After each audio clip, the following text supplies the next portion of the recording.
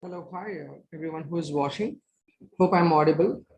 This is a live stream of Bangalore Astronomy Society. And of course, the visuals that you're seeing are from different parts of the world. And we have our own members from Bangalore Astronomy Society in the western coast of the United States who will be starting their live stream anytime soon. So as we wait for them, what you're seeing is the footage from other parts of the world where the eclipse, as you can see, the shadow of the Earth is fallen more than three-fourths on the moon.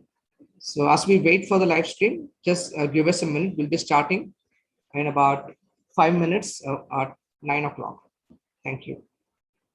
Keep watching this space. We'll be starting in another 4 to 5 minutes. Our discussions on the eclipse, as well as the footage from our friends of Bangalore Astronomy Society.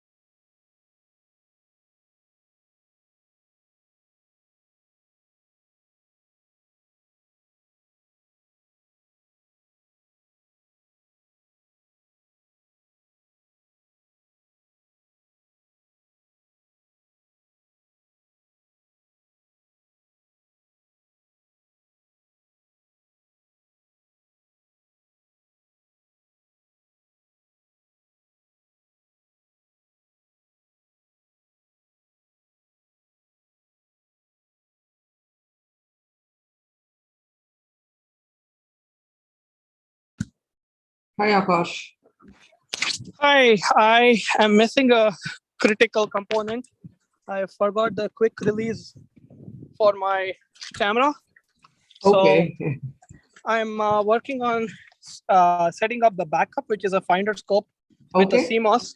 Okay. The white Great. balance won't be ready. The white balance won't be right, but you should see something. And Yeah. I have a friend trying to go uh, fetch the quick release. Okay. Okay. Okay. So Sure. I might drop off for a bit to Yeah. take his video call so I can tell him where the quick release is. Right. But Okay, But yeah, Akash, I got it. So there's, hopefully we get to there's see always a something. component that is missing. But Right. Okay. but So I'll be on in a few minutes, or like sure. maybe 5 or 10 minutes with my backup setup. So Absolutely. Yeah. we just saw the moon like a crescent rising, Oh, uh, great. That's with the amazing. crescent oriented in the wrong way. You know, Yeah, normally yeah, a I got it. crescent moon should always have the lit up side facing the horizon, or roughly Yeah, facing the horizon. This time it was the opposite way. That's how you know it's an eclipse, even if you didn't know yeah. that it was full moon day today. And the other way you know is that the moon rose just as the sun was setting in the eastern horizon, which only happens on a full moon day. Uh, Yes. but now it's completely covered. It's very dim because the sky is not yet dark. We are probably in civil or nautical twilight now. We are not in Okay. astronomical twilight. And also it's Uh, very low in the sky, right? The moon yeah, is. also very low in the sky, but you can sort of see it faintly as a, if you didn't know to look for the moon, you wouldn't even probably notice that it's there because it's a Okay. red against a blue background. Uh, it's Wonderful very, sight it must be. yeah, it's a very strange sight. I've never seen a lunar eclipse in twilight like this. This is the first time, Oh, and that's a quite an experience in itself. yeah, I agree. Well, the good news is our turn is over. Now India is going to have a few lunar eclipses coming up, but we won't have any here. Yeah. So this is the last one for a while from the USA. Okay. I'm lucky it's happening in the prime time for you guys when you don't have to lose your sleep to look at this. Exactly. Even last time I live streamed this, the first time I live streamed this, it was at 3 in the morning. So I was up Oh, all night. And the second, after that, there was there was a very high partial eclipse, mhm. which happened. And that was so deep, it almost felt like a total lunar eclipse. But Okay. that is raining cats and dogs. Oh. So any glimpse we were very lucky to see anything. Yeah, I still remember you were trying to protect your mirrors from the raindrops and putting it back inside and outside. Right. Yeah. Yeah, that's exactly how it was. Uh, and the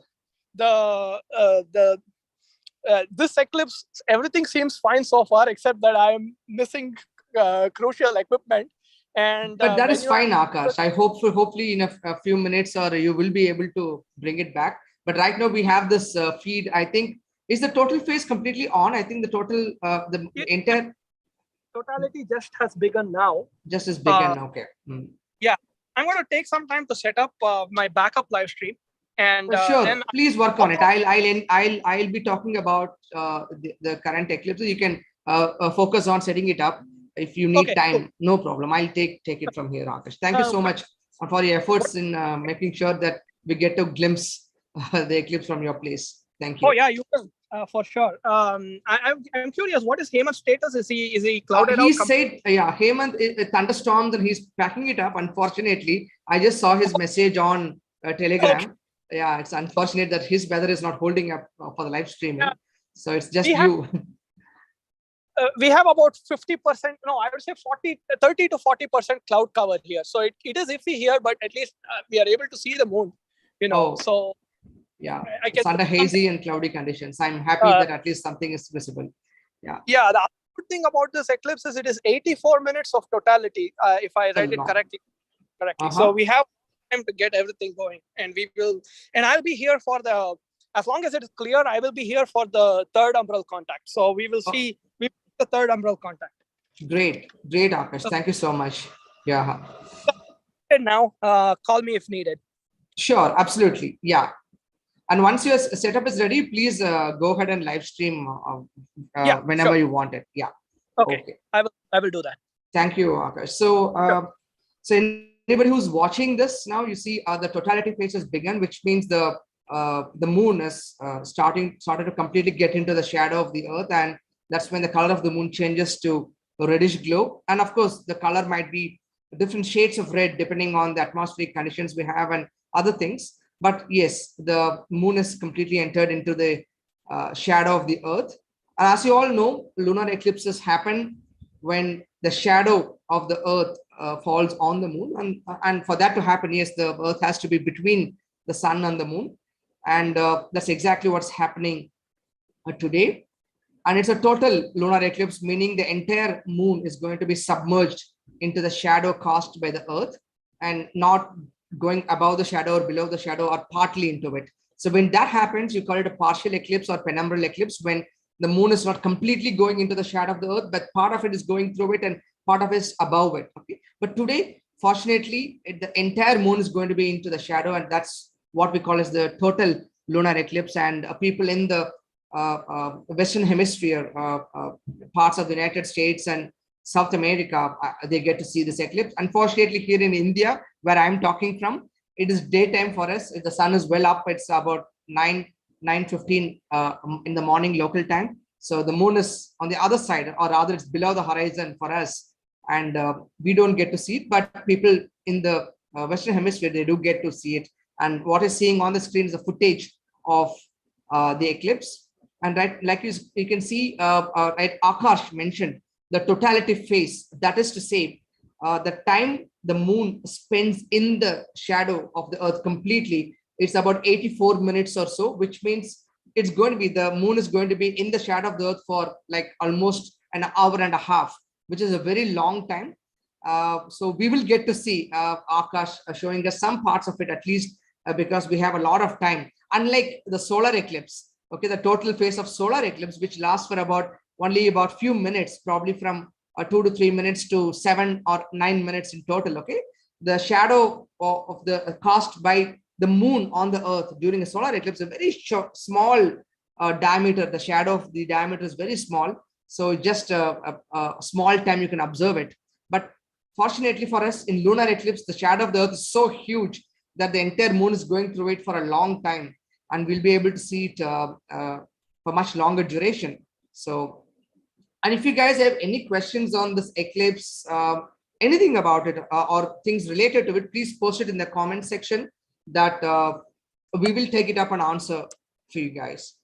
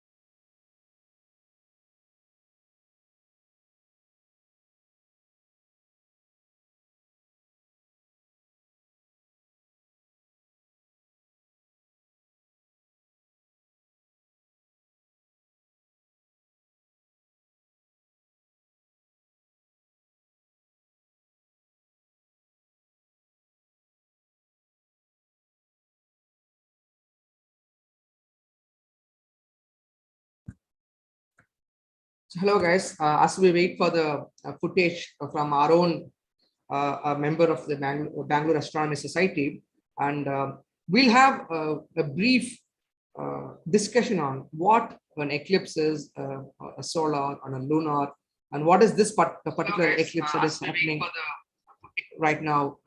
Okay. So eclipse is essentially to mean block out the view of something. Okay? So eclipsing something, even in English, it means that, exactly that.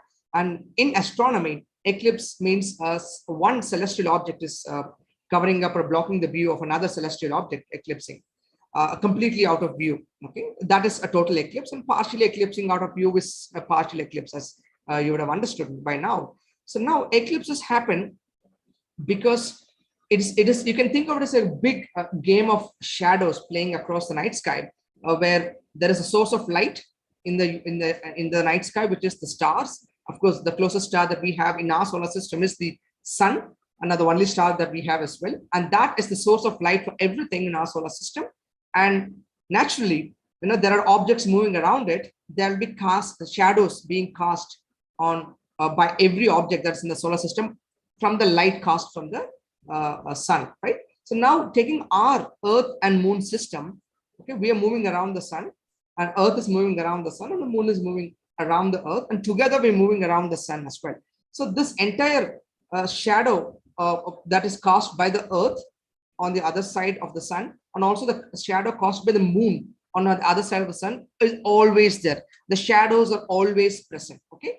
But we don't get to experience being in the shadows all the time, because it's only when, for example, the Moon is moving through the shadow cast by the Earth, we get a total lunar eclipse, or the Earth goes through, or part of the shadow cast by the Moon falls on the Earth, we get to experience the eclipses. Okay, most of the time, the shadows cast by the Earth, the Moon is missing it. Either the Moon is well above the shadow or below the shadow, it doesn't go through it, or the shadow cast by the Moon is not falling on the Earth. It's either well above the Earth or below the Earth.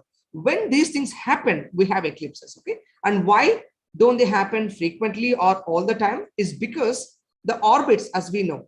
Imagine, we have the sun and the Earth moving around it, and the Moon that is moving around the Earth is not in the same plane as the Earth and the sun. Okay, imagine you have a table, and you place two balls on the table. One is, you can imagine it to be the sun, the other you can imagine it to be the Earth.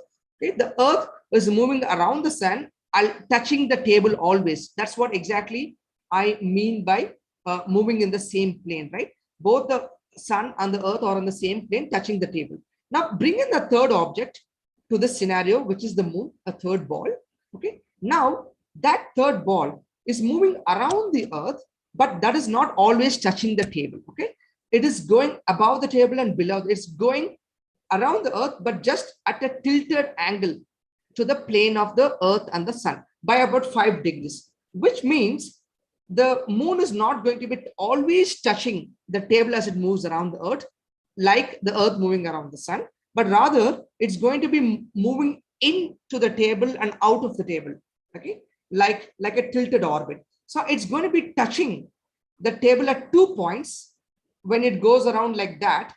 Those 2 points, okay, you call it the lunar nodes. Okay, one going into the table, you call it the descending node. One while the Moon is coming out of the table from under, you call it the ascending node. So those are the 2 nodes that we get when the Moon is orbiting tilted at an angle to the plane. Now, when it is a full moon or a new moon, or when the eclipses, when the situation favors, when the Moon is at the one of these nodes during a full moon or a new moon, then we get the chance where all 3 objects are lined up. The sun, the Earth, and the Moon. All of them are lined up in the same plane when the Moon is at one of the nodes. And if it happens to be on a full moon or a new moon, that's when we get an eclipse. Okay, and today is one such a day where all the 3 objects are lined up, meaning the Moon, the full moon, is at one of the nodes, so that we get the chance where the Moon is able to go through the shadow cast by the Earth. Okay, it's not above the shadow or below the shadow, because they're all lined up. It's going right through the shadow. Okay, and that is exactly why we don't have eclipses every month, but only when all these objects line up, and particularly when the Moon is at the lunar nodes. As you can see on the screen, the footage, the eclipse is completely on, and you see it's right now in the total phase where the complete Moon is under the shadow of the Earth, and you can see the reddish, the famous word that's being used, blood moon. Okay, of course, though it's a scary term, there is no blood, nothing to do with the blood. It's just the resemblance of the color of the blood. I mean, even the color of the blood is sort of slightly different, but people somehow caught on to this term, blood moon. And that's what you see on the screen, a reddish glow or orangish glow as well. We'll get to know about why the Moon turns red in color. And we will get to that point in a few minutes. For now, you enjoy the view of this eclipse, what you're seeing on the screen, footage by San Diego Astronomy Association from the United States. you're getting to see their footage while we wait for our own footage from Akarsh, who's setting it up, putting all his efforts to set up his view of the eclipse from where he is. So if you have any questions in the meantime on what I spoke or about anything about eclipse, please put us in the comment section and we'll get back to you. So for now, you enjoy the view of the eclipse until we connect back in few minutes. The live will be on.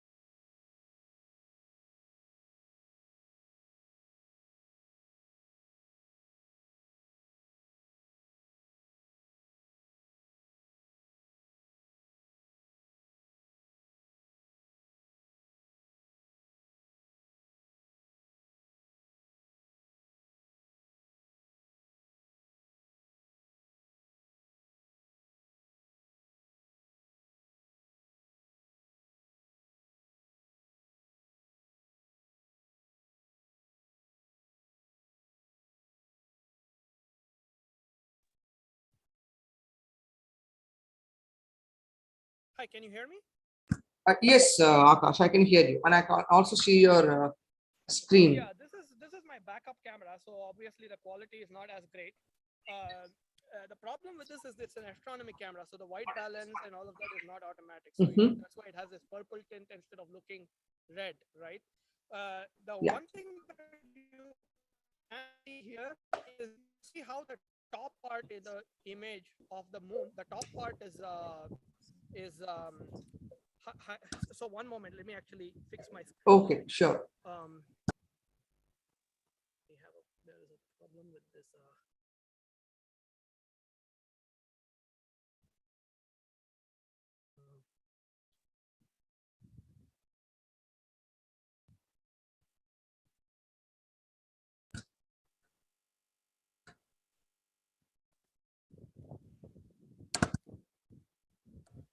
Because your voice is a bit low when you spoke. Just check on it. Okay, I'll adjust the mic. Yeah. Is it better now? Yes, way better. It's much better. Okay. Yes, good. Find Zoom.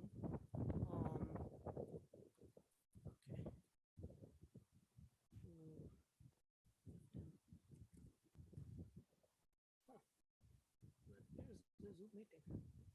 Got it. Return to meeting. I can no longer hear you. I hope you're not talking. That's why I can't hear you. Can you hear me now? It's very low, Akash. Again, it was better a few moments ago. Okay, I think it's the automatic. Yeah, this one is work. Now it's better, whatever you spoke. Yeah. So.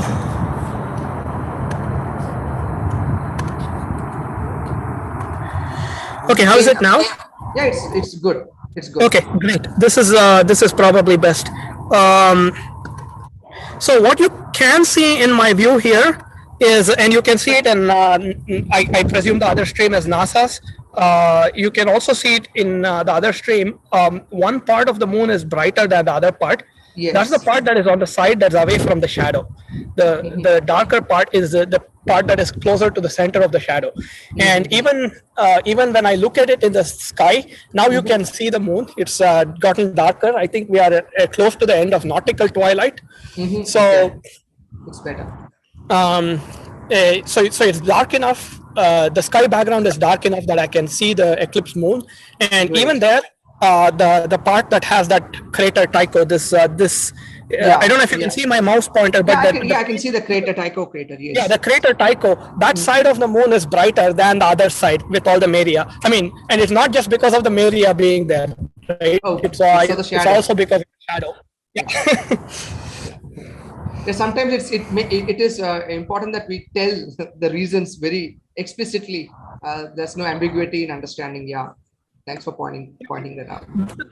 Because if it were only because of the Maria being darker, then you would see that on this opposite side as well. But you only see that bright on the limb that is towards Tycho and not the opposite side, which is also white, right? So, but that's because of the proximity of the shadow. It's much more obvious with the naked eye. And once I have my DSLR, we found a quick release at home. So once we have the DSLR in a few minutes, I should be able to produce a better image. Yeah. It'll be smaller, but better. But that is fine. But the contrast between the colors and that, I think, will be much more amazing to look at than the size itself. Yeah, but whatever it is. Yeah. Thanks, Akarsh. It's a wonderful effort that you're putting in, and I think we still have about 30 minutes of totality, or I am not sure how long we have the totality. I think it's almost an hour of totality. Yeah, we have an hour of totality. An hour of totality left. That's great. So overly. Hi, Sudash. Akash, hi guys. Hi. What are we showing? Are we showing something or still time and date going? No, we are showing the screen of Akarsh. Can you see the screen of Akarsh? The moon. Okay, I'm not. Can I stop sharing then? This one? You can stop sharing then. Yeah. No, okay. Right. I thought I was the only one seeing your screen, Akash. Okay, I think now it should be visible. Yeah. Visible. Okay. I think there are two screens being shared parallelly. Okay. Yeah, that's what I thought. Okay, never mind. Now this is much better. Yeah. Now this is This is our own. So this is viewers who've been looking at us. Now this is the footage from Akarsh, our Bangalore Astronomy Society member. What you're seeing right now. Sudash, is it visible on YouTube Live as well? I'm looking at the. Yeah, it's live on YouTube as well. Oh, great. Okay, you guys carry on then. Thank you, Sudash, for pointing this out and helping us out on this. Thank you.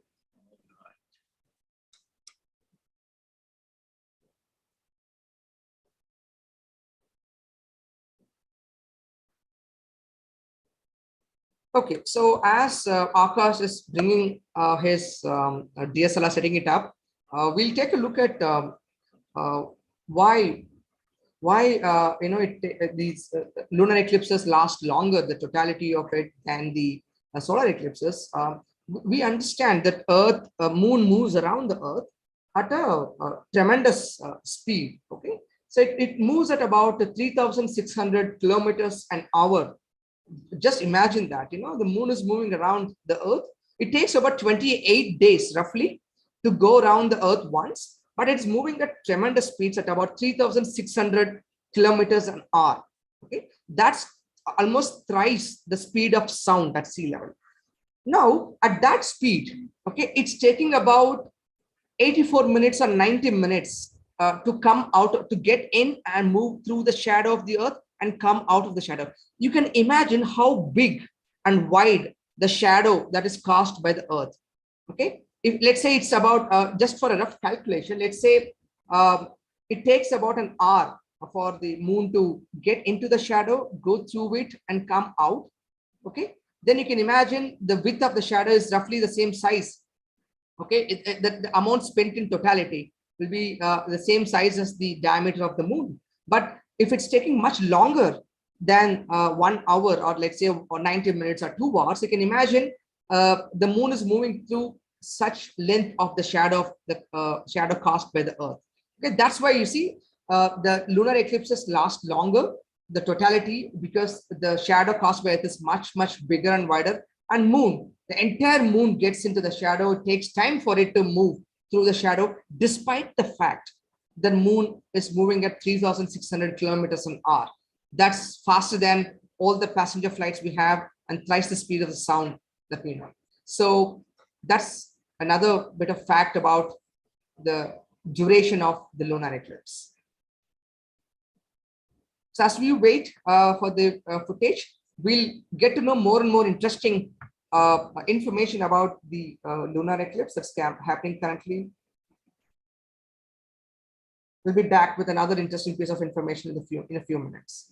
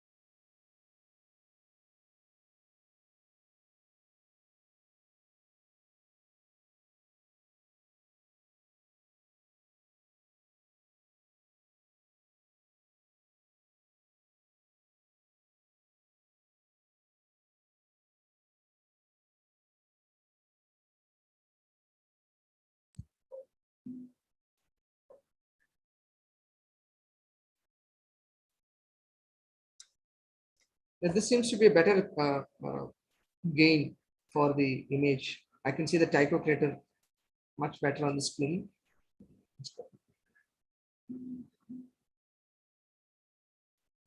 And as the viewers who are looking at the eclipse on YouTube, you can see the moon is slowly drifting out of view. It's not because the equipment is being moved, that's being used, or washer is being moved. It's the moon itself is drifting across the sky. It rises in the east and slowly rises up, right? So every once in a while, it has to be centered back on the view, on the field of view. So the reason it drifts across the screen is because it's actually moving across the sky.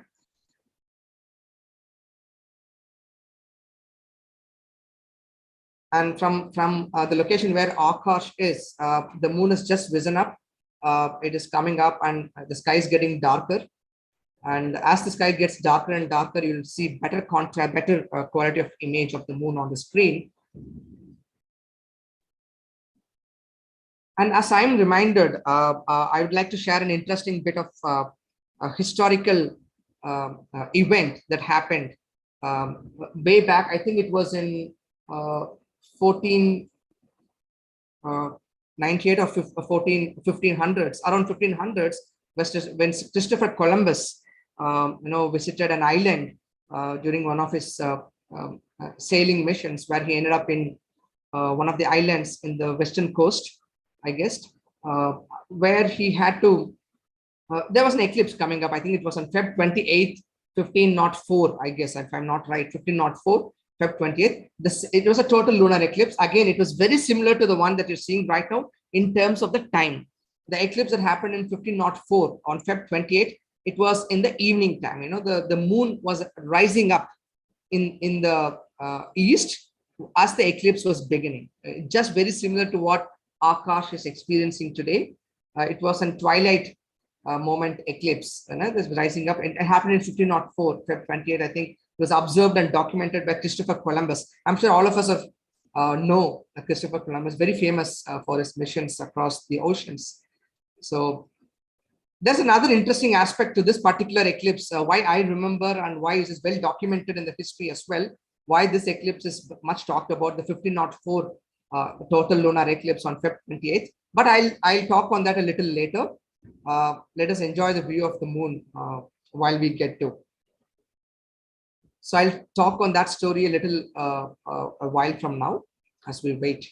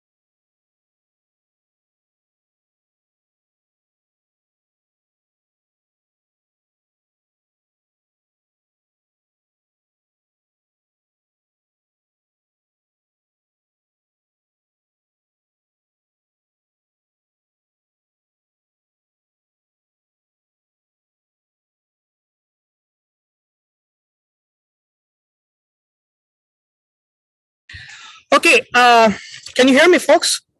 Yes, Akash, we can hear you. Yeah, I am going to take the live stream down for a while, so I can swap to my camera. Okay, sure, absolutely, Akash. Yes, I'll just do it. I think I'll leave it running for another minute or so while I set up my camera, and then I'll take it off. Done. Okay, Akash, got it. Yeah. And then you can go to the NASA live stream when I while I set up my DSLR. Sure. Yeah, absolutely. Okay. Sudash, you're there, or I'll take it. Sudash is. I'll take it. Yeah. Okay, Akash, I'll take care of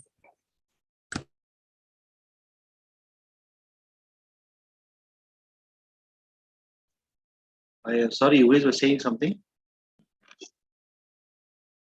Sudash, if you can switch the live stream, he's going to take down his live stream for a minute as he's setting up his DSLR. So we can put some other footage in the meantime.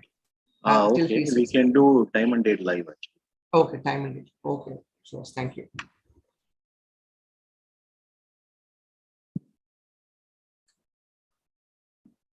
Yeah, is it visible? I think we have to stop Akash's. But I think there's a side-by-side mode, but is it? It's a side-by-side mode, so automatically, the other one will actually. If Akash stops, yeah, just a minute.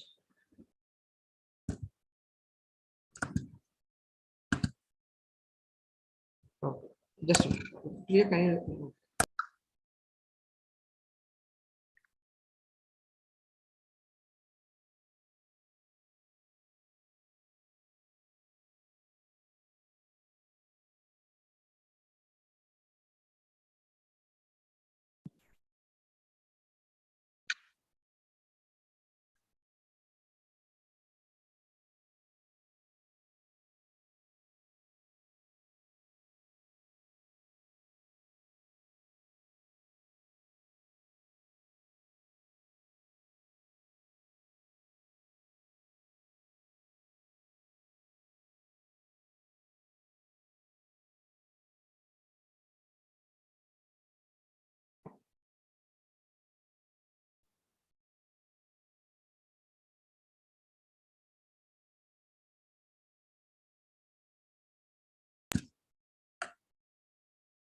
So you can see, I hope you can see the footage. This is live. Sure, whether no, even in the live view, it's not visible. So Okay. let us. I think only whichever screen.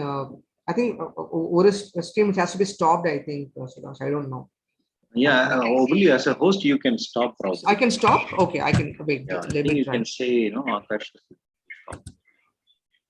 Yeah. I've stopped the screen sharing.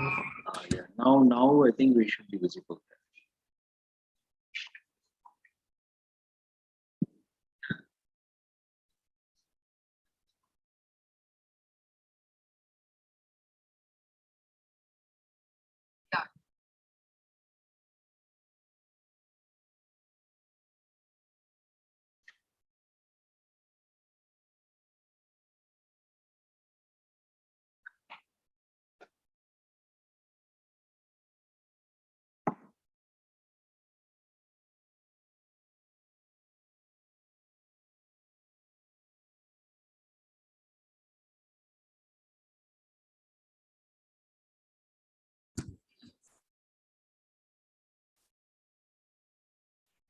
Okay, so now you're seeing the footage from time and date. You can see the eclipsed moon, and the I guess at 7 o'clock position. Imagine the moon to be a clock at about 7 o'clock position. You can see a big crater on the brighter side of the moon. You can see, and that's called a Tycho crater. You can see that part is brighter than the rest of the moon. The shadows on the other side, of course. And in the footage shared by Akarsh, you would have seen the inverted image of the moon. The Tycho crater was on top. It's all because of the optics and the way light plays out and how you view it before it comes to your eye. Okay, so moon is not in a fixed orientation. Depending on what instrument you use to image it or view it, the orientation might be different in different footages that you get to see.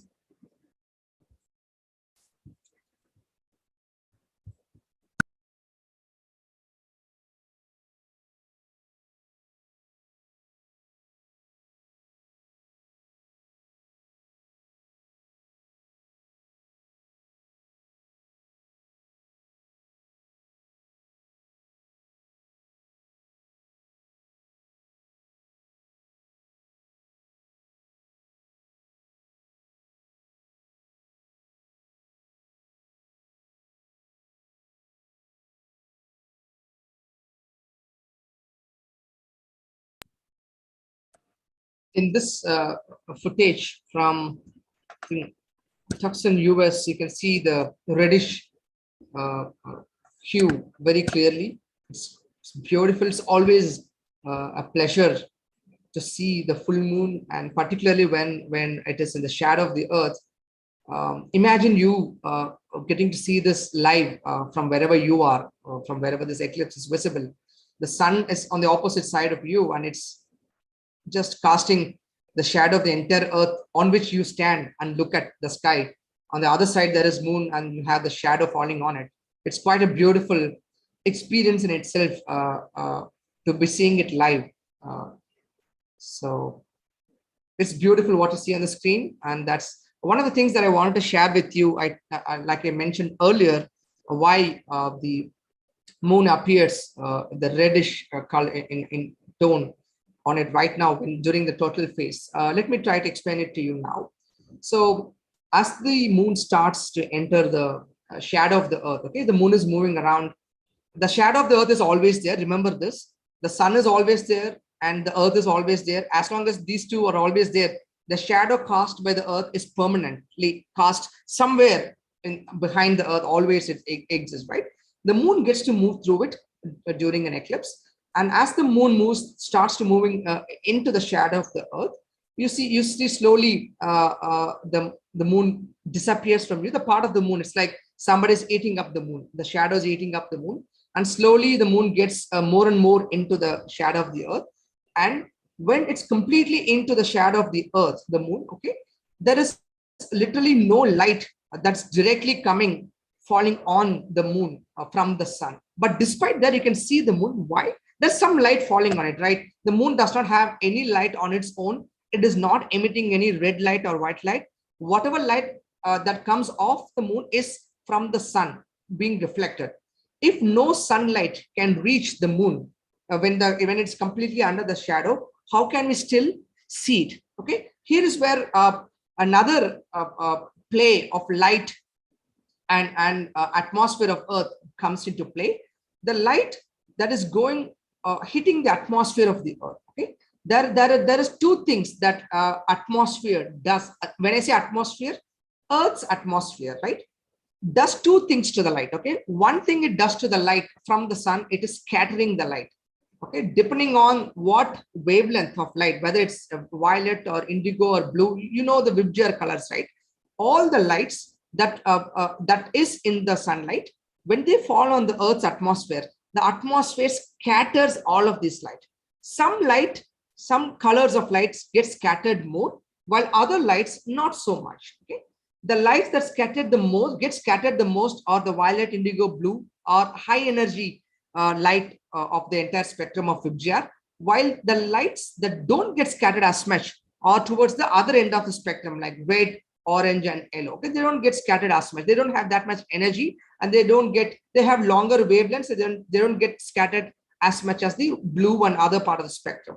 Now, that is one thing that light gets affected by the atmosphere. The second way in which the light gets affected by the atmosphere is refraction, or rather the bending of light. Okay, when light, and as all of you would have learned in high school, or if you not get to know now, when light enters from one medium to another medium, or from a rarer medium to a denser medium, the light gets bent.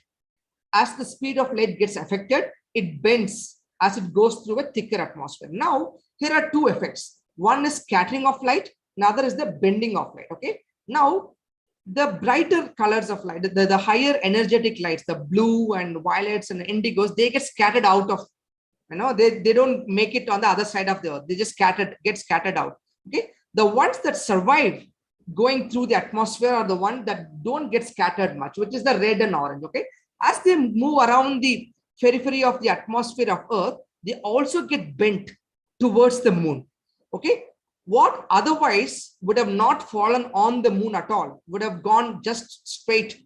Because the Earth's atmosphere is bending them, they sort of bend and fall on the moon. So all these red lights and orange lights, they bend around the Earth. It's sort of a lensing. Okay, it behaves like a lens, that atmosphere, and those light fall on the moon. And that's exactly why you see the reddish or orangish glow that you see on the moon. It is reflecting, the moon is merely reflecting whatever is falling on it. And during a total phase, what is falling on it? Only the red lights and the orange lights are falling on it. It's just reflecting it back. The blue and all the other lights are not falling on it. Okay, because all of them get scattered away by the Earth's atmosphere. And that is why the moon turns reddish color. The so-called famous blood moon word caught on. I hope you found that information useful. If you have any doubts regarding further on this, why the moon turns red,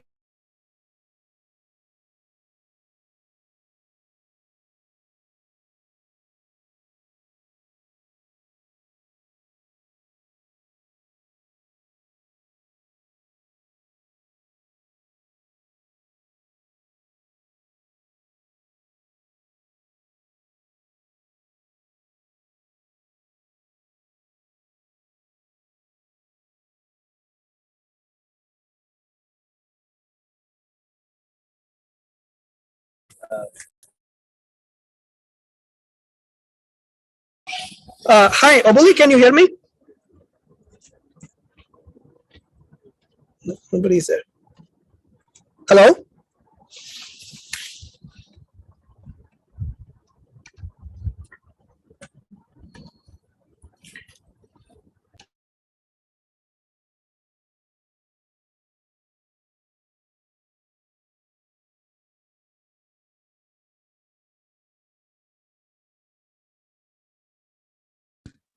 hello, Akash, can you talk? I think I dropped off because of my poor internet connection. I think Oh, okay. I can hear you now. Yes. Okay, so I have a stream from my DSLR. It's just a different view, so to speak. It's not as good as I thought it would be because it's even at high ISO. It's not. It's. I think the frame rate is a little too high and the exposure is a little too low by default. I'm going to try and see if I can lengthen the exposure so it gives a better view. Sure. But right now, this is what I have. I also have a local audience, so I'm going to spend some time with them before I come back to improve on my live stream. Sure. I'll probably then. Yeah, I'll be right back in like 5 or 10 minutes.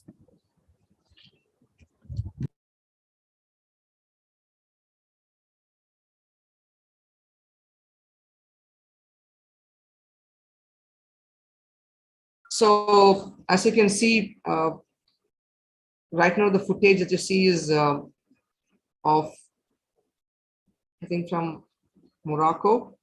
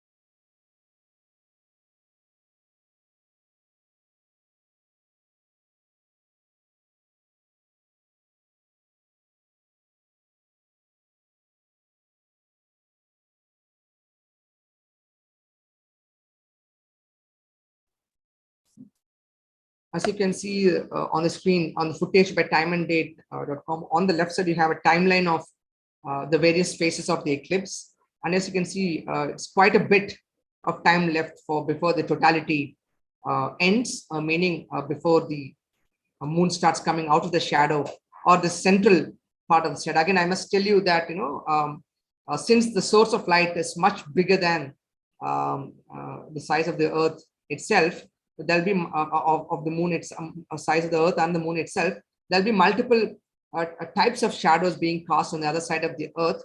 The central and the darkest part of the shadow is called this the Umbra, and the one less intense part of the shadow will be the Penumbra.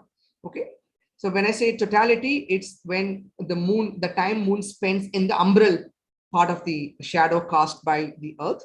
So that it's going to take a while before the moon starts coming out of the umbral part of the shadow, this darkest part of the shadow. It will still be in the penumbral shadow, which is not quite distinguishable from the regular moon that you observe.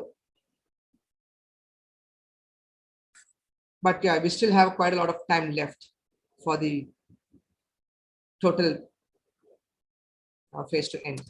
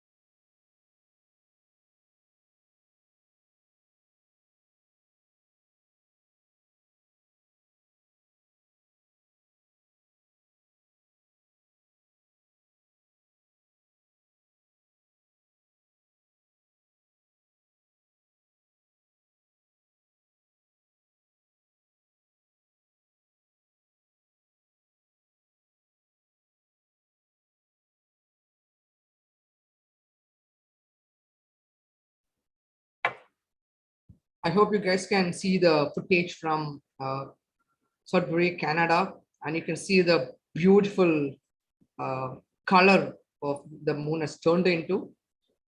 Of course, you can see the Tycho crater at about 4 o'clock position. Imagine the moon to be a clock at 4 o'clock, little towards the inner side of the moon. You can see a big bright spot.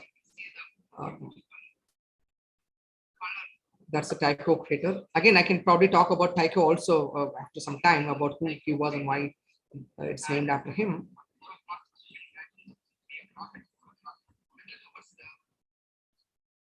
And also understand the difference in the color that of the moon that you see from different footages because of the atmospheric conditions there, the camera settings, what settings they're using, exposure times, or the other camera settings that would disturb or alter the color that you get to see.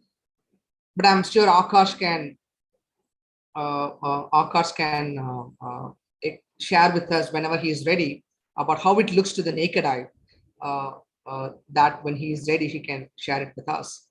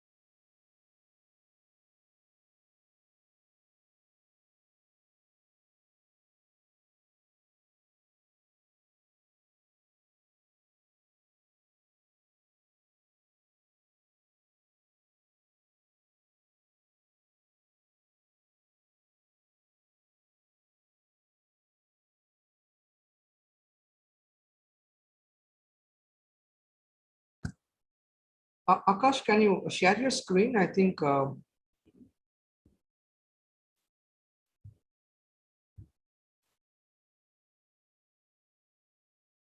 Yeah, I think you can see it. So now what you're seeing now on the screen is just the live telecast from Akarsh. And you can see it's through a DSLR, and you can see the upper part of the moon very clearly darker than the lower part. So it's still in totality phase, but one part of the moon is brighter and the other part is darker as the moon is moving through the shadow. It's still in the complete shadow of the Earth. And the reason you're not getting a clear view of it is because it's through a DSLR, and I think Akash is in twilight. It's just getting darker and darker, the sky. And once it gets darker, you get much better contrast between the background and the moon. Sorry, I just heard that that's not true. It has actually gotten darker. It's okay. just the moon is so dark that the camera is struggling. That's why it's the camera is struggling. Okay. That's why there is so much noise. But I let's see. Oh, I was not at the maximum zoom, so I'll just adjust this a little better. Yeah. And one thing that you will see now, at least we are able to see it. Sorry. I should not speak while I'm adjusting this. Do one thing at a time. Okay, but you adjust it and bring it to focus and then talk, Akash. No problem. Okay. You bring it to focus. Yeah. So now Akash is trying to get us the best view possible from what he's doing. So as we'll just give him some time to work on it.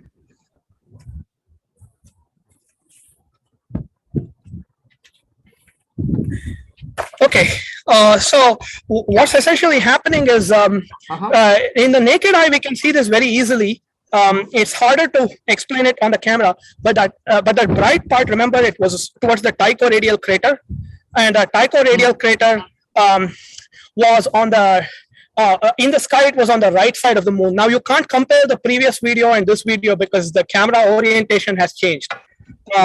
But what we can see with the naked eye here is that the brighter part, the moon is entirely red, but there is a brighter part of that red where it's brighter red, right? That part has moved from being on the top side to the bottom side as it has switched, in positions in the Earth's shadow. So, so the moon is traveling through this Earth's shadow along a chord. It's not going exactly through the center. So, so what happens is, initially the brighter part will be towards the edge of the shadow that the moon was when it started, okay, which happened to be on the top left side or top right side in the naked eye view, right? And now as the moon has progressed through the shadow, it's the brighter part of the shadow, it's crossed the center of the shadow. That was at 9:15 p.m. here, which was 9:45 a.m. Indian Standard Time, and then it's now gone to the other side of the shadow. So the opposite side of the moon is actually looking a little brighter than what was looking brighter earlier. Thanks for the did that make sense? Explanation. Did that make sense? Yes, Akash. Okay. Yes, it does. Okay. Yeah.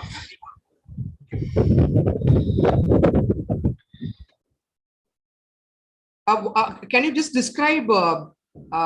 Since we're getting footages from different parts of the world, the color of the moon appears to be different in different camera settings and footage. Now we'd like to know your experience of viewing it naked eye. How does it feel? How does it? Can you describe what you're seeing with your naked eye to the viewers, for people who are listening?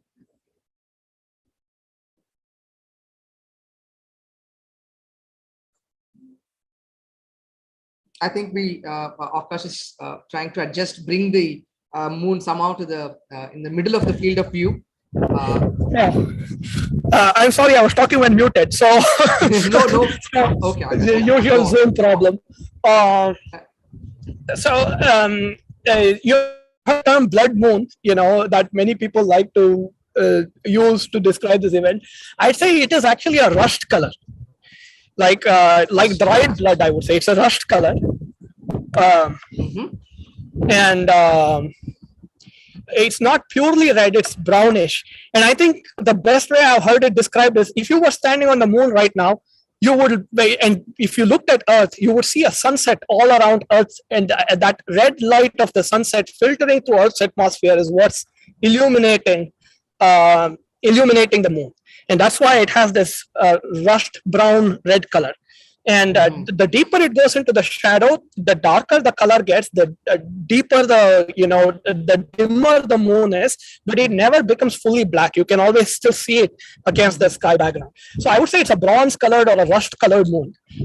Probably more rust colored, it's reddish. And like I said, the bright part has shifted from being on the top right to the bottom. Yeah. So from our view, it is like rotating clockwise, the brighter part from our vantage point. Exactly, it's rotating clockwise. Exactly, and that's because the brighter part, the brighter part is the edge of that shadow, and as the moon travels through the shadow, what angle that brighter part is changing. It's changing. Lovely. There's so many things that we generally tend to miss on these details. What people usually think of as lunar eclipse, the most basic fact that it's moving through the Earth's shadow, that's all. But there's so much more that you can learn from an eclipse about how things move around, how orbits work, and how shadows work. I think a lot of physics going on just in this game of shadows, I guess. Is there anything else that occurs that you would like to share an interesting bit of information about the eclipse that with the people who are watching? I think the interesting thing to say is there's many ways to view a total lunar eclipse, and in my experience, the best view is through a binocular. So in fact, I have a 25 by 100 binocular setup here through which my friends are viewing, and I'd say that's probably the best view. And then there is you can use a telescope to see it. It looks a little different in the telescope. The most interesting thing you see in a telescope is not now in the total phase, but right before and right after the third umbral contact or the first umbral contact, right? When the partial phase is ending and the total phase is beginning, that's the most interesting view through a telescope. And I think in that frame, what you see, and hopefully we will get a glimpse of it now, in about 20 minutes when the third umbral contact occurs, the side of the moon that is leaving the shadow gets brighter and brighter. And at that time, if you look through a telescope, that part is white. The part immediately after it is blue, and I think that's an artifact of the way the eye perceives things. So it's the lack of red. I think it appears as blue, and then you see a band of gray, and then you see a band of red. So the rest of the moon is still red. The one part of it is white, and in between, in the transition, you see this blue and gray color. At least I see it. Everyone's color vision is a little different, so I see this happening, and I still don't understand why there is the blue, and I think it's an optical artifact. And I think you see it even in cameras, and I think that's because the cameras also are struggling to adjust the white balance, right? So, so I suspect that's why you see it. Or maybe there is a more sophisticated reason for it in terms of scattering of light through the Earth's atmosphere or something. But I don't know why the blue band happens, but I see it every time. But that's very interesting to. I think it's more evident through a telescope. That's what you're trying to say, right? Not through binocs. More evident through a telescope. Here's something I am going to try in the meantime, in the 20 minutes while you're talking to explain more things about the eclipse. I'm going to try and increase the exposure on this camera. That requires some internet research, like lower the frame rate to see if it'll do a good job. If not, I'm going to try eventually take my phone camera to the eyepiece of my telescope and try to see if I can show you that stream. Even if I can't stream that, I'll at least be able to show some pictures, like still images. From my phone on the telescope. So sure, Akash, you can spend some time on working on what is the best view that you can give us. So while you take leave to do that, I'll take on with the discussions. Yes. Thank you, and I say no matter what view we have, the third umbral contact is going to be interesting. So if somebody is getting bored of this, I'd say cut it off and come back in like 10 or 15 minutes, closer to the third umbral contact, which happens at, I think, around, it's 9:55 Pacific time here. So I'd say like 10, around 10:20 in Indian Standard Time. Sure. Akash, I'll do one thing. I'll bring you back on Spotlight for viewing after 10 minutes by around 20 or so. Till then, I'll be putting up the footage from timeanddate.com. Makes sense. Yeah. I'll expand. Yeah. Thank you, Akash, for your efforts. Sure. Yeah. Thank you.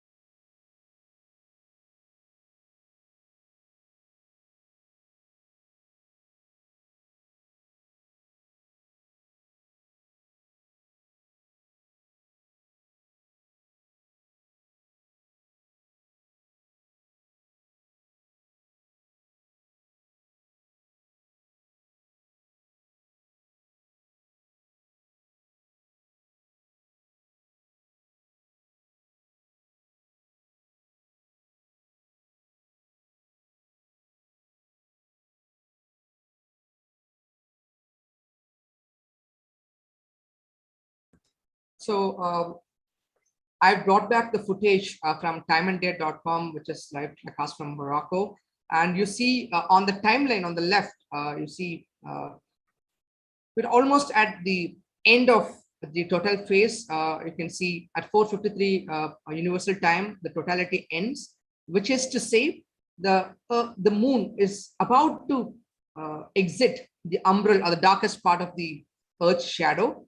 And that is exactly when Akash was saying that you'll get this beautiful effect just at the part that is existing, the shadow, it will be brighter and you get to see the blue bands and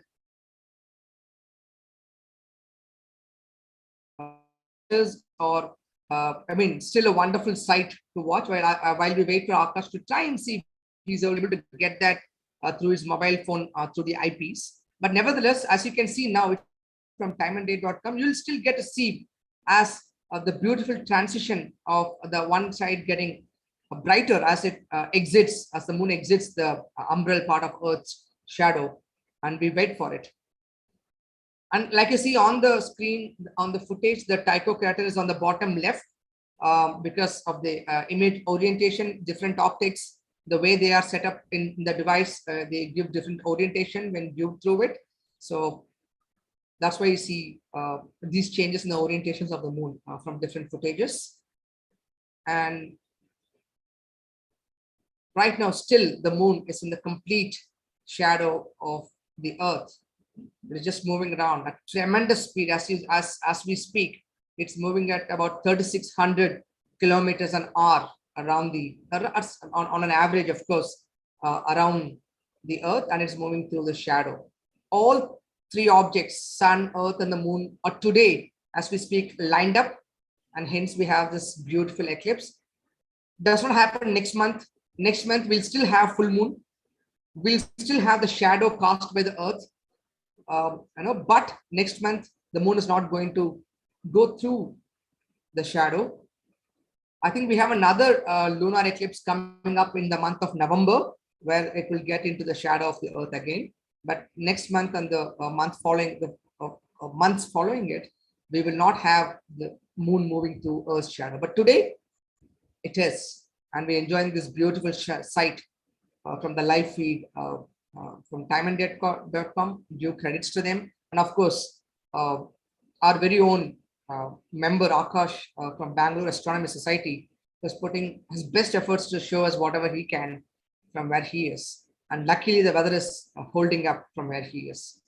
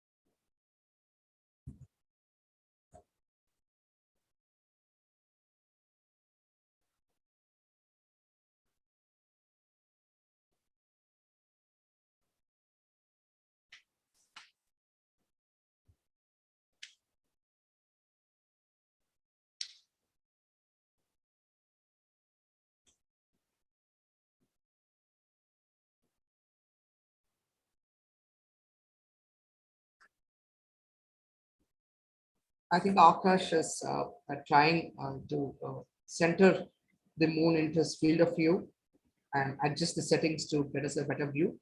So once he is ready, we'll change the footage from timeanddate.com to his footage. But until then, you can get to see this beautiful view of the eclipse, and you see it's almost, yes, Akash. So I couldn't find an option to set the frame rate of the video in this particular software. So I only have an option between two views, basically what we had earlier, which doesn't have the white balance right, or this one where there is too much noise. Okay. But Which do you prefer to show us, Akash? Huh? Which do you prefer to show us, this one or that one? Whichever you prefer to show us. I think what I would really prefer to show is to take a capture with my DSLR that's a longer exposure and show you still images of those. So I'm going to try and work on that. The other option is to connect my, so last time we figured out that, last time I did this, we figured out that the astronomy professional camera has a different white balance. Right, so it doesn't actually look red; it looks purple. It's not as faithful. So I said, let me try my DSLR this time. And but the DSLR, this is an old DSLR; it's not sensitive enough. Modern DSLR would easily, have a low noise in this setting. But this is an old camera. So there are two options that I will investigate. One is, put my phone on the telescope and set it up that way. The other is to take repeated pictures. Now, what I'm able to see in the naked eye, and you should also be able to detect this in the video, is that it has just gotten a little brighter. The bright part. So this was a very deep eclipse. I haven't seen such a deep lunar eclipse in a long time. It was very dark. Through the telescope, you could basically not see the moon because we had magnified it, so the brightness is distributed over a larger area. It was very deep. I've never seen such a deep eclipse. So that's also one of the reasons that all the imaging is struggling in trying to expose for that long. So I think you need 1 second exposures to make this work. And I'm unable to put this thing in 1 frame per second.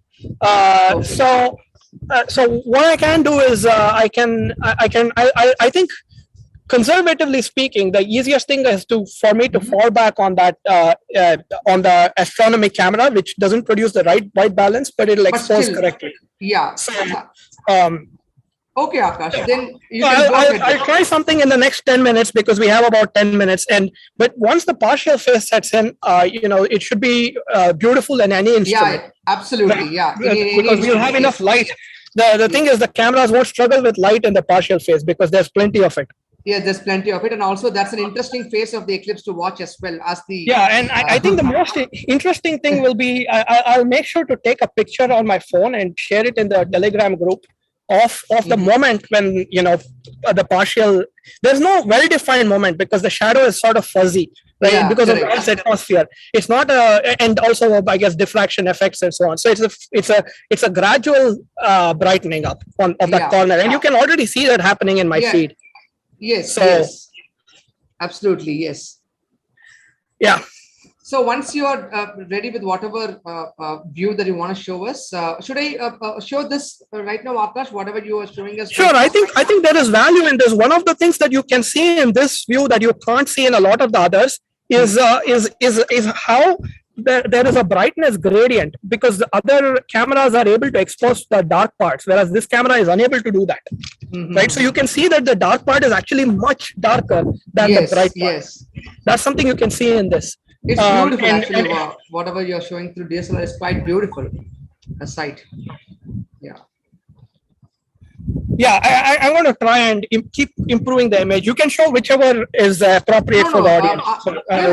I'll keep changing between the footages. Right now, I'm showing your footage, which is much better than it was a while ago. Yeah. Exactly, because it's brightened up. That's why it's much better.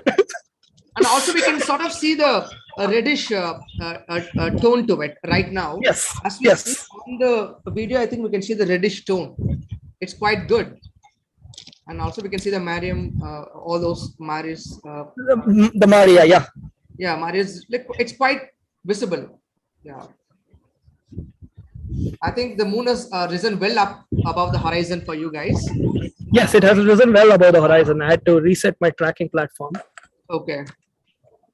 So, viewers who are looking at this, you're looking at it from Akarsh. You can probably tell briefly about yourself and what you do and where are you observing this from for the listeners.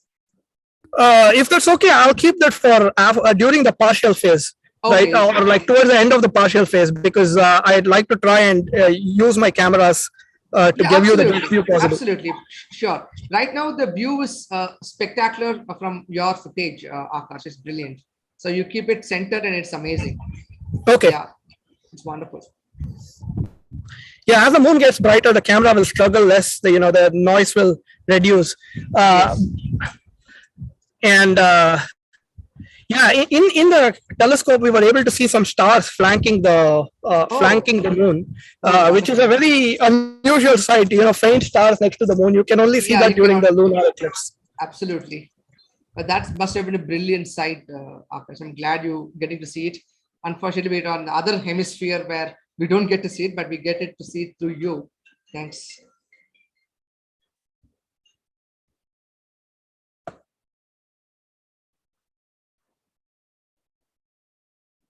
So guys who are listening or watching this, if you have any questions around the eclipse, please put it in the chat. We'll be more than glad to answer you.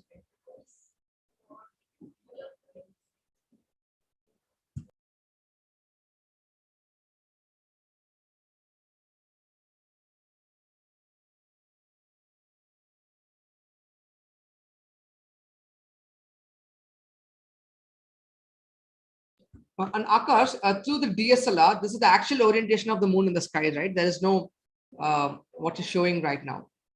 Correct. That's correct. Yeah, it is the actual orientation. That's exactly right. Earlier, we were not seeing the exact orientation. This is as it is in the sky. As it is in the sky. So yeah, go on. Yeah, I just removed this from my tracking platform, so we can use the tracking platform for the telescope and see if we can do a better job. Sure. Can you already see the white? It's white at the bottom side, and in the total phase is ending now. This is the most exciting part of the eclipse. Yes, it's actually wonderful to look at it, Akarsh. The bottom part is brightening up, while the region above it's still reddish in color. Exactly. Yeah, it's exactly. And right now, with the naked eye, the moon looks like Mars polar ice caps. Oh wow! If you've ever looked at Mars through a telescope, it sports this polar ice cap, especially on the south pole of Mars, and that's what it looks like a big version of, not to be confused with the moon as the Mars will get as big as the moon. That's completely untrue. That never happens. But but it sort of looks like Mars right now, with a red ball with a cap on one side. It's a cosmic mimicry. Yeah. Wonderful, wonderful visuals here. Thank you, Akash, for bringing this out. Sure. Yeah, and I'm sure we will get to see it sometime in the next few years, probably from India as well. Such a sight. Last time we had it was in 2018, where we had two back-to-back lunar eclipses, one in January, one in March, in 2018. I remember, and yes, the bottom part is clearly brightened up. It's as you guys can see, the people who are watching this live, the moon is starting to exit the shadow, and in some time it will start transitioning into a completely partial phase, where you can still see a beautiful gradient of colors across the moon. Starting from the bottom, you see it's very bright white, and as you move above, you see a reddish glow, and further up to the top of the moon, it's still darker than the rest. So it's a very clear sign of the moon moving out of the shadow. This is how it looks like when it's exiting the shadow, or as compared to when it's completely submerged in the shadow. It's completely uniformly lit across the surface. Now it's exiting the shadow, and you see this gradient of colors, the difference in colors that you see across the moon, and it's brilliant. And it's a demonstration of various things are at play. The shadow caused by the earth, the moon moving around the earth, and all three bodies lined up in the same plane in the sky. There's so many things that this footage tells us that's right now going on. It's brilliant to see. And you can almost see the bottom part of the moon. It's getting much brighter. It almost looks like a ring. I mean, it's not a ring, if you say, like in a total solar eclipse, when the moon, when the sun starts, moon starts moving out, just at the end, you'll see a ring-like diamond ring structure that you call it during a total solar eclipse. But it is not something similar, but I can somehow connect it to that, where you see the bottom part of the moon is extremely bright, and it looks like a glow. Somehow I'm imagining it to be a ring. But I'm sure the live view with the naked eye from whoever who are watching it, the view is spectacular. And on the screen, those of you who are watching, the reddish hue above the bottom bright part is very clear. On the reddish hue, you can see some dark patches. Those are the Maria that you have dark regions on the moon. And as you can see, and as I'm talking, you see it's very, very evident that the bright region is getting bigger and brighter as the moon is exiting the shadow, traveling at a tremendous speed of 3,600 kilometers an hour as it's exiting the shadow. So this is a game of shadow at a cosmic level. And there is the blue glow, I think, that Akarsh was talking about. You can see the bottom part, purple and bluish hue that you see on the screen. Yeah, to the naked eye right now, that I just wish cameras would do justice to it. But it's just a very beautiful sight. Like the one end of the moon is bright white, and the rest of the moon it does look like the diamond ring. You know, diamond ring is normally a phenomenon associated with the total solar eclipse, but here, it does sort of look like that. Like one side is, or like Mars's polar ice caps. That's probably. It's wonderful here on the view. Sorry, I just had some issues. Yeah, sorry. Yeah, it looks like Mars polar ice caps, but except that now the bright part is extremely bright. Yeah, it's not it's like as faint as extra lights are lighting up the ice caps. Yeah, exactly. And I think the blue and purple glow, bright, I think I can see it on the screen. Is that the artifact that you were talking about, Akash? The bluish and the purplish glow just I don't see it. That might be chromatic aberration, what you see on the screen. But I've seen this in a telescope eyepiece, and it is nowhere like chromatic aberration. By the way, I'm about to share a photograph. I don't know how this will work. Yeah, Can you see this? Yeah, This is a photograph that came. Yeah, go ahead. No, I'm just trying to see if it is on the screen yet. Just give me a minute. I can see it. Okay. I can see it on my screen, but I'm just waiting if it's visible on the live. But it's beautiful image, Akash. Let me see if I can bring it. Yes, we can see the image. Beautiful. Yeah, so this is what we would call afocal photography. So what I did to get this photograph was I put the phone on the I put the telescope on the tracking platform, and held my phone up to the eyepiece and just took a picture. And here you can see that blue sensation that I've been describing. You see, in this photo, it is much more clear. In that gray region, just before the gray region, it looks a little bluish. And I think that's an optical illusion of some form. That's what I'm guessing. There's something that we can pick it up to learn a little more and understand, dig deep into it, why that happens. I think it's a topic of interest. So the telescope image, as you can see, is oriented very differently from the, because the telescope will invert, and also the camera angle and all of that. And let me show one more photo that I took from the telescope, and I'll go take a few more as the eclipse progresses. Sure. So here's another picture. Taking this sort of picture is just really challenging. You have to sort of get the right angle. It takes a lot of patience. And you need steady hands. But, do you have an adapter? Yeah. No, I don't have an adapter, so we are banking on steady hands. Steady hands, okay. Yeah, this is shot with iPhone at the eyepiece of my telescope. Wonderful image. Thank you for sharing this to all the people who are watching it. Yeah, I'll see if I can share a few more of them as it progresses. Now, I'd say like maybe 5% of the moon is lit up brightly in white color. Yes, it's evident on the camera as well. It's quite beautiful. It does look like a diamond ring. We will call it a diamond ring. For the sake of describing the beauty of it. It's quite beautiful. And viewers who are seeing this live, it's a wonderful sight. As you can very clearly see, the moon exiting the shadow, the umbral part of the shadow of the Earth, and it is showing itself up bright and white again as it's coming out. And you'll see more and more part of the moon coming out of the shadow as the time progresses, and the moon moves around the Earth, coming out of the shadow. It's a beautiful sight. So much patience, right? Brought to you by Akarsh, Bangalore Astronomy Society. It's a wonderful sight to see.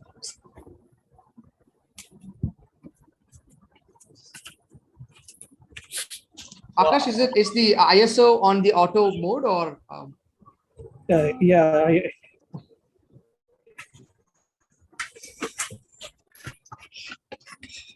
Sorry, I was trying to photograph. It's ISO is on auto. Auto, great. Yeah, the ISO is on auto. That's correct. Okay. Thank you, Akash. You can see viewers who are seeing this footage. You can still see a faint glow of red, even though the white bright part of the moon is trying to, steal the show. You can still see a faint glow of red above it. That will get fainter and fainter as the more and more moon emerge out of the shadow, and you'll see that to be much darker. The faint red glow will eventually move out of view. Yeah, in between us photographing, please go ahead and take a few looks. It's quite a beautiful sight, as you can see. And I'm going to share a screen to show the same footage from timeanddate.com, how it looks like. And I hope you can see it.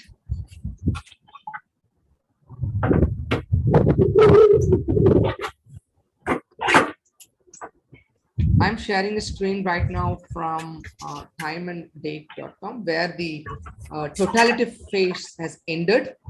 And you can see the moon emerging out of the shadow very clearly. On one part of the moon is extremely bright, and the other part is still you see a faint red glow to it. And just below the bright part, you see the Tycho crater waiting to emerge out of the shadow. As you can see, the Tycho crater is still within the shadow. It's going to emerge out of the umbral part of the shadow in some time.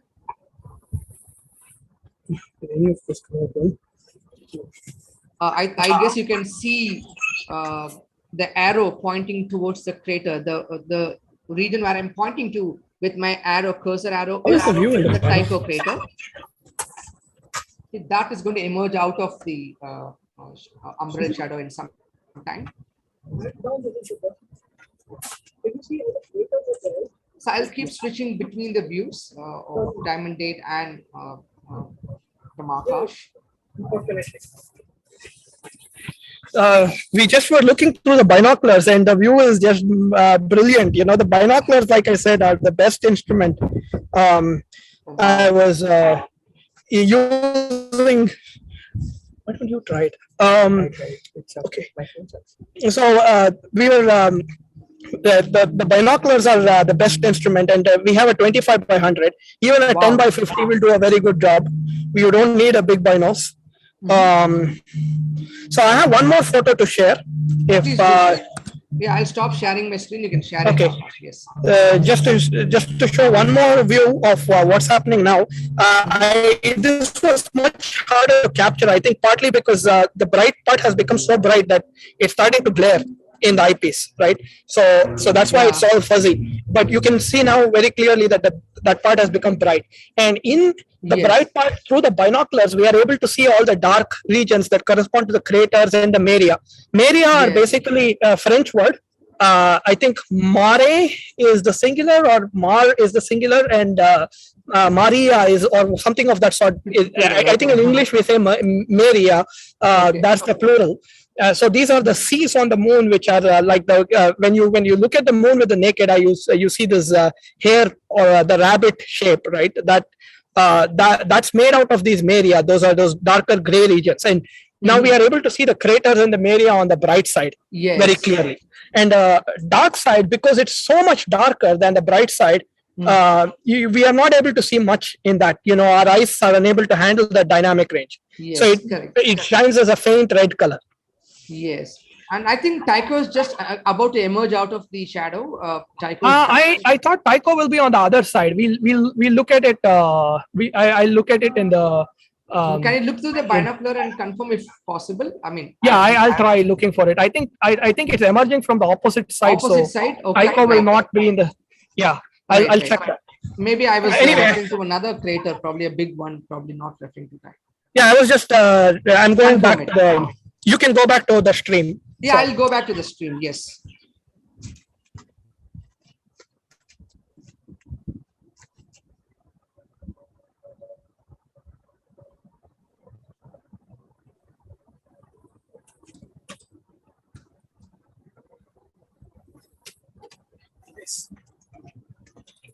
So let me connect the ASI camera. So right now I have the footage from timeanddate.com. As you guys can see, more and more of the moon is coming out of the shadow. What a beautiful sight it is for the people in the Western Hemisphere.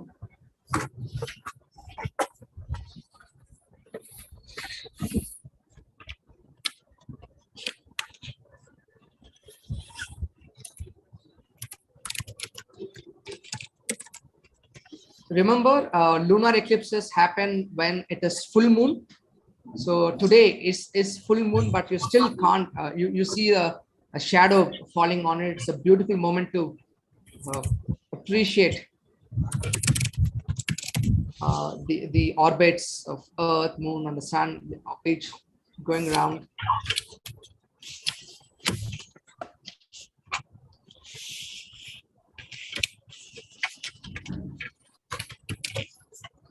Oh, no wonder it didn't work. I was trying to put a USB-C camera into a HDMI port.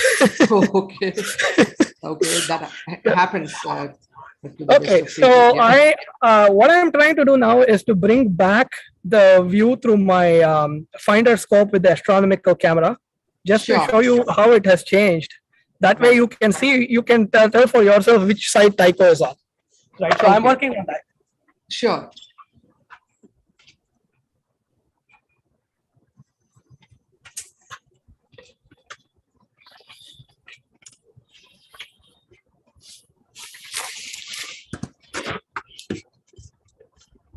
In the meantime, I'm showing the footage from your DSLR. It's quite beautiful.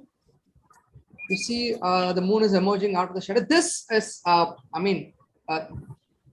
of the best parts of the entire lunar eclipse, where you actually get to see that moon is emerging out of the shadow. When it's completely submerged in the shadow, it looks evenly lit and it has a faint red glow on the moon. But when it's actually exiting the shadow, that's when you actually get to see that the moon is actually moving through the shadow. It's coming out of the shadow. That is something that you don't get to see every day. It's quite a beautiful sight. Came from Akarsh, who's sharing the footage with us through his DSLR. Now you can compare to the previous moments when the moon was completely under the shadow of the Earth. You can see how faint it was. Rather, look at the image of the moon right now on the screen. It's so bright. It's so bright that you don't get to see any features on the moon at all. It's usually that bright. The full moon, all of you will remember full moon being so bright, lighting up your entire area in the lack of any other source of light around. Did you guys enjoy? Sorry, oops, I'm sorry, I forgot to mute. I was talking to my local audience. No problem, Akash. It appeared more realistic though, so it's fine. So right now the feed is not there. I think he's trying to center it back again into the view. You could see it, or maybe people are moving in front of. I didn't realize I was blocking the feed. Walking in front of him. Okay, got it.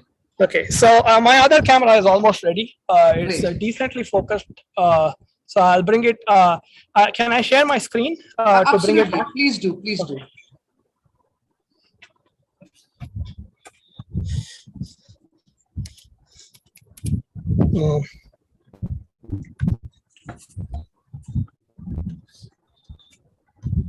Okay, here we are. Oh wow! So I guess you can see this this view. This is from the same instrument earlier, so the color is not correct. But the dynamic range, sorry, like the exposure is much better here.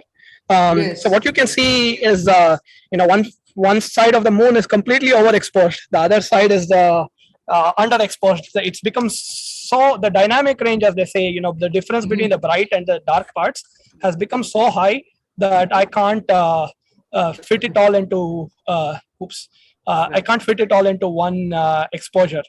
Right, so that's what's happening here.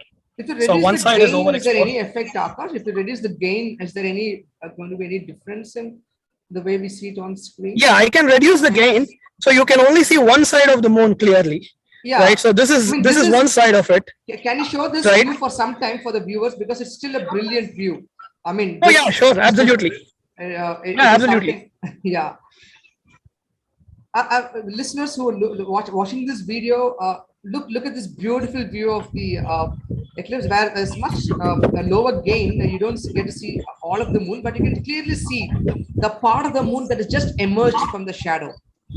Just that part they're able to see on the screen. That's brilliant, actually. Were you able to look at the where Tycho is, Akash? Tycho, you can get back to your actual gain that you wanted to show us. We saw this beautiful image right now. I'm glad I brought the 5 minutes. I remember that that's the best instrument.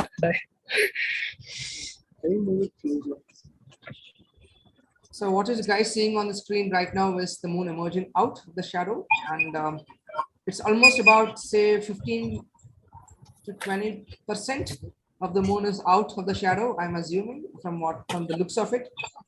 It's quite beautiful. So now I want to adjust the gain, so you see the other side of the moon. Yes. Okay, so the gain and exposure. So let's see if we can see Tycho. I mean, it's going to be challenging given how overwhelmingly the bright the other part is. But you see the Maria on the dark side. I really can't say where Tycho is. Tycho, just let me check, Akash. I just was not quite sure on which side of the moon Tycho is. So probably yeah, but I suspect you should never use this image as this one, because as you see when I tried to adjust the focus, the camera rotated. But you see that's not Tycho. Tycho should be much more prominent than that on a full moon. So that bright crater there is not Tycho. So we are not seeing Tycho yet. Okay. Right. You see, so it's a different part of the moon that is emerging out of the shadow, not the same part that was bright when it entered. Okay, get it. So it could be another crater. Okay, got it. Just checking it out. Just trying to confirm it.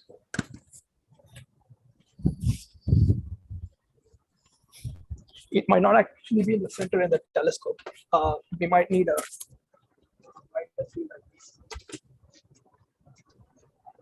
Wow. It's brilliant, the current view on your astrocam. Okay. So obviously we just looked it through the telescope here, and we can indeed see Tycho. It is just emerging. It's just emerging, right? It's just emerging now. So it's on the very edge of that shadow. Wonderful. Right. So Tycho is that crater on the very edge. You see, just to the left of the edge of the eclipse. So in the telescope, so the edge of the eclipse on the left side, just above the edge, there's a crater that looks like a bright crater with rays coming out of it. That's called Tycho. Yeah. It's a very prominent crater. Yes, so I was referring to that. Somehow I thought I have my understanding of, I know craters got missed because so many of them on the moon. So now, yes, Tycho's coming out. Wonderful. And I think the view right now, is it about 40%, 35% of the moon come out of the shadow? I would say about 30%. 30%, about 30% of the moon. Great. Yeah, it must be. So in case you didn't hear that, Tycho is what a radial crater on the moon. It just seems to have these rays coming out of it, and it's one of the most prominent craters that is seen during the full moon. So if you see a picture of the full moon, you'll generally see a bright crater, and that is Tycho. Yes. Yeah, I just wanted to explain that for. Sorry, I lost this view. I'll bring it back in a moment. No problem, Akash. Okay. You can bring it back. We're trying to balance the finder scope and the telescope, so both can be seen. But yeah. Is it your 6-inch and your finder scope, Akash? So the image that you're seeing is through a finder scope. 8x50. That is it's a 70 millimeter finder scope. So the aperture is 70. The focal length is 270 millimeters. Okay. And that's the image you're seeing. It's piggybacking on a telescope, and the telescope is the one through which we are looking at, and that's a 6-inch telescope. 6-inch. Okay. So the interesting thing is for an event like the lunar eclipse, naked eye gives you one view, binoculars gives you another view, and telescope gives you a different view. And all three are slightly different because the way your eyes perceive the dynamic range and all of that. It changes from instrument to instrument. So it's worth looking through all three instruments, and that's why we have we have multiple instruments set up here. I'm so glad the weather did not mess up your observations for the day. I'm so glad about it. So believe it or not, we are currently looking at the moon through clouds. It's not obvious in the photo in the image that you're seeing in either image. I don't know how my DSLR image is doing. I'm only seeing a thumbnail of it. It's still doing fine. We could see a faint glow around it, probably because of the thin layer of clouds before it. Exactly. There's a thin layer of clouds that we are looking through the moon at, looking at the moon through, right? So, so that's what's going on. But still, I mean, the views through the telescope especially are now phenomenal. Earlier, it was the binoculars that was the king. Now you can start seeing Tycho in the telescope and all the craters. So wow. But one of the interesting things that's worth explaining here is you see how I can't do anything with these settings. So I'm going to fiddle with these settings. You see, I can't do justice to all parts of the moon equally. Correct. Without overexposing. That's because the cameras are a sort of linear sensor. They can't handle the dynamic range that our eyes can handle. Our eyes are a logarithmic sensor. They can handle a much bigger dynamic range. So actually with the naked eye, I can see the bright part and the dark part and the details in the bright part all at once, which your camera can never show you. At least state-of-the-art cameras today cannot show you that. So that's just an interesting detail of how how the eye is very different from cameras. Thank you, Akarsh. I think that's something that I didn't know. Thank you for letting all the viewers know of it. It's brilliant. Yeah. So the eye is a very unique instrument. The sort of dynamic range that the eye has, I don't know of a single camera that has that sort of dynamic range. So so the view through the eye is very special. And unfortunately, the eclipse is not visible in India, and the weather is not cooperating everywhere. So, but future eclipses will be visible in India. So I definitely recommend. It's a very different experience to look at it versus see it on a computer screen. Absolutely, we had a similar experience in 2018. Akash, we had two back-to-back total lunar eclipses on January and in March. Just within a span of 3 months, we had two total lunar eclipses in 2018. And sorry, there's some aircraft activity here, so I'm unable to hear you clearly. No, could you repeat that? No, I was saying in 2018, in January and in March, we had two back-to-back total lunar eclipses visible from India. And yes, one of the eclipses was again in a similar time. Prime time, just after sunset. On the other side, as the moon was rising, we had the eclipse. The other one in March was during the early morning hours. So we had, but I'm sure a lot of people definitely would have missed it last time. But I think, like you said, the next time we will have a similar setup like you guys have: a binocular, a telescope, and a naked eye viewing, multiple sources of viewing, so to get different experiences through each devices. Yeah, I recommend that very much. So what is the local time there, Akash? What is the time there from where you are? It's 10:20 p.m. So we are half an hour and flip AM to PM from India. So it's 10:20 p.m. right now. 10:20 p.m. So literally almost about 180 degree away from us around the globe. Yeah, but I mean, it's not exactly 180 degrees because we also have daylight savings time. It's a sort of daylight savings time. So the time zone here is 1 hour away from the actual meridian, like the actual solar time. So it's so if you look at the time that is closer to the meridian, it's actually about 9:20 p.m. 9:20 p.m. Okay, great. Wonderful. How I wished Earth could spin a little faster to enable us to see the eclipse as well. Anyway, it's wonderful footages that you show us. Yeah, the binoculars are killing this eclipse.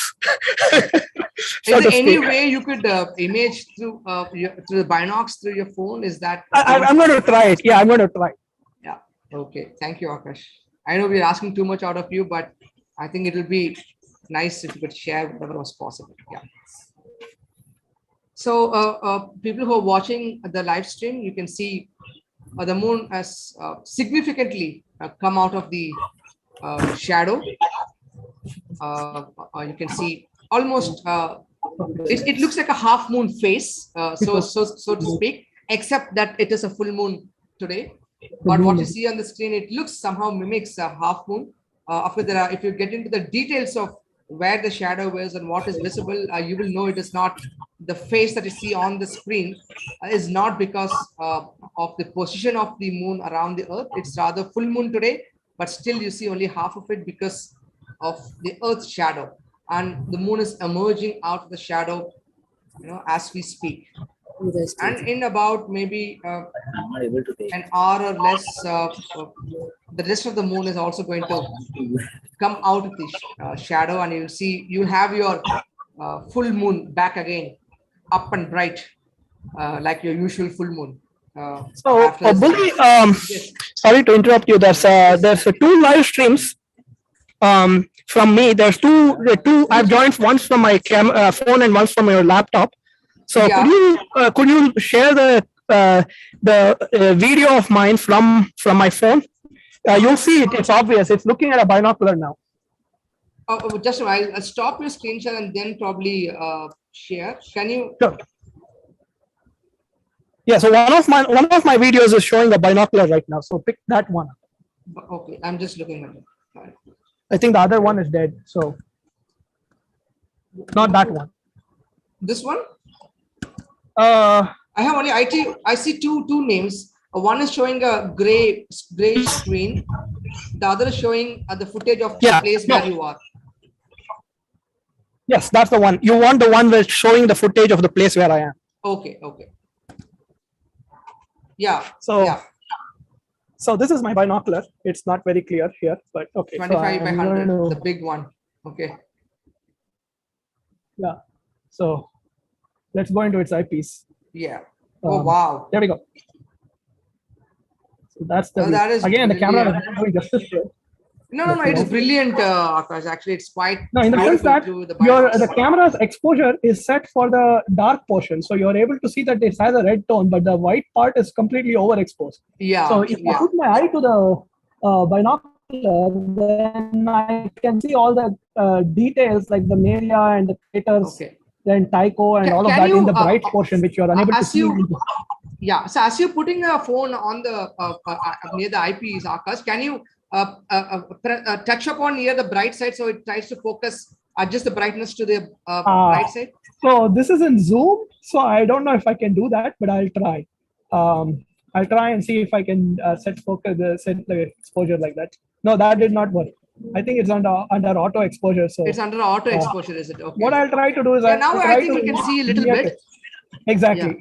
That's because I'm trying to reduce, vignette the image so that the full aperture is not being used. Okay, so that's good. Yeah. Yeah. So that's this is a view through this binocular. I'm sure the naked eye viewing is a pleasurable thing to experience right now. Oh, it definitely is. It's the dynamic range. Like I said, the camera is unable to capture the full dynamic range. And to reiterate, dynamic range essentially is the range of brightnesses that are in the image, right? So I'm showing the footage from. That's the. Can you see the footage from, I think, Morocco? It's about to set somewhere. Yes. Where is Morocco? Morocco's. Is it set? I think it's setting there. Yeah, it must be in the morning right now there. So the footage that is on the screen is where it's just above the mountains somewhere. And it's a beautiful view there as well. I'll just show it for a minute, Akarsh, to the people who are seeing it. Oh, yeah. Take your time. I mean, we should see as many, views as possible. So. Yeah. So viewers who are watching this live telecast now, this is the footage from timeanddate.com from Morocco, and you can see the moon is setting. It is sunrise. It's around sunrise time for them, and you can see a beautiful view of the moon above the mountains. It's brilliant. The footage that you're seeing on the screen right now is amazing to watch.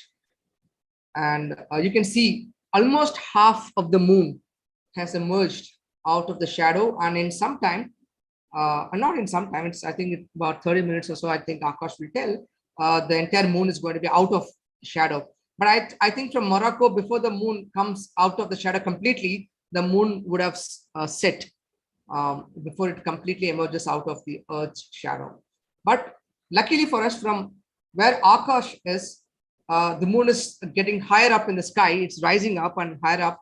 You'll be able to see the moon after it has completely emerged out of the shadow. Unlike the footage you see in Morocco, where the moon is actually setting, and you might not be able to see when it emerges out of the shadow. So I'll show you this footage for some more time, and then I'll switch back to the view of Akash, where the moon is, you can see the moon after it's completely emerged out.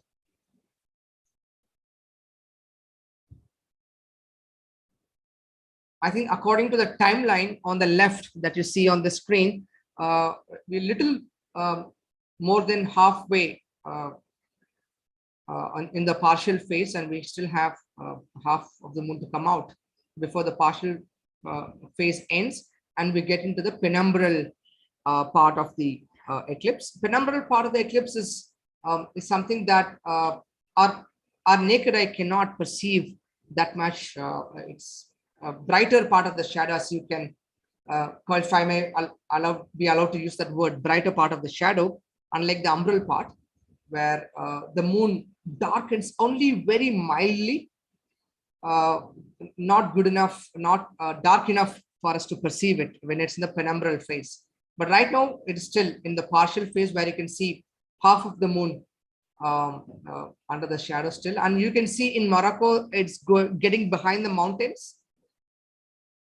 You can see the moon setting from Morocco. It's quite a beautiful sight, this one, to have the view of the horizon and the moon and the eclipse. That's another kind of experience, different from observing the eclipse when the moon is well up in the sky. When you have a horizon with mountains or other beautiful landscape, looking at the eclipse is another experience in itself. And that's exactly what people in Morocco are getting to view right now. And timeanddate.com is sharing the footage.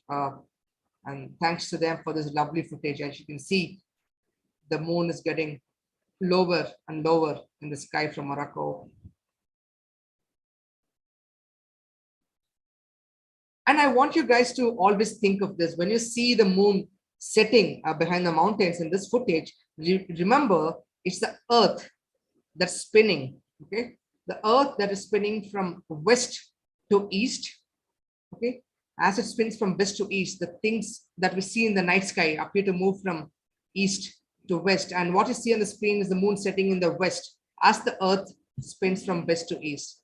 And that is quite evident. The spin of the Earth is something that you see on the screen right now. That is the reason why the moon is getting lower and lower in the sky.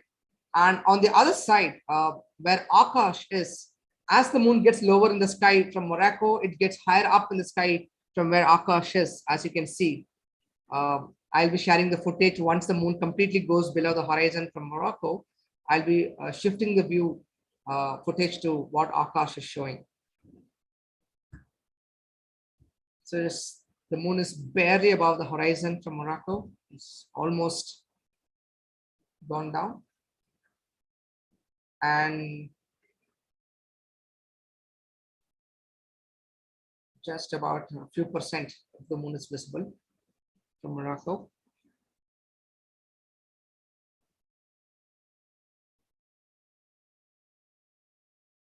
It's going down and down.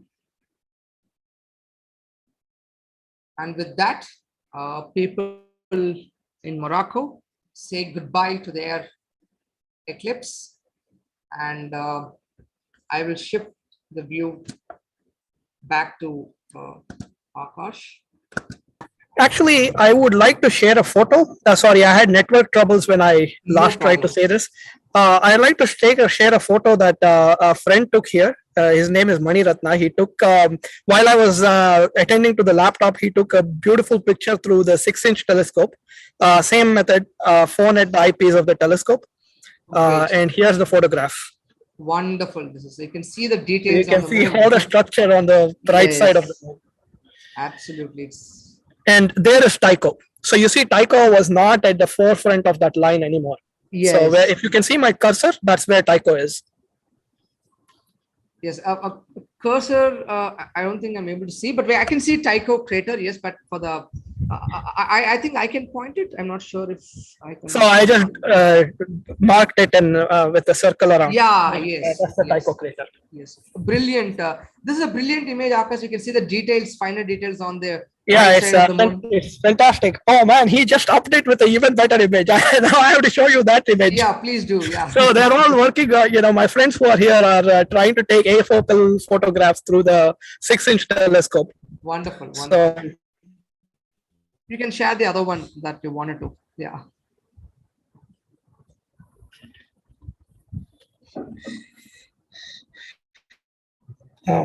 Yeah, thanks.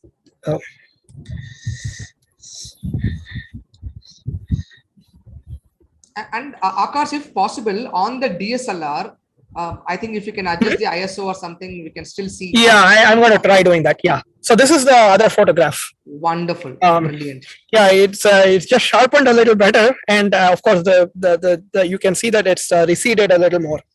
Yeah, it is. Yeah, it's receded a little more. It's a wonderful image. Thanks for sharing these images, Akash, and to your friend. I'm going to try and yeah. Why don't I instead show you the? Why don't we instead look at, instead of the DSLR, let's look at the let's look at the astronomy camera. Absolutely, on the finder please. scope. Yes, yes, sure. So this needs a little bit of adjustment.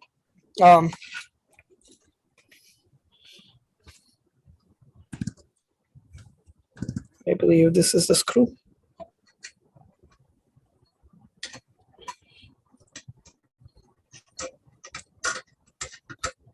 Oh, sorry, the wrong way.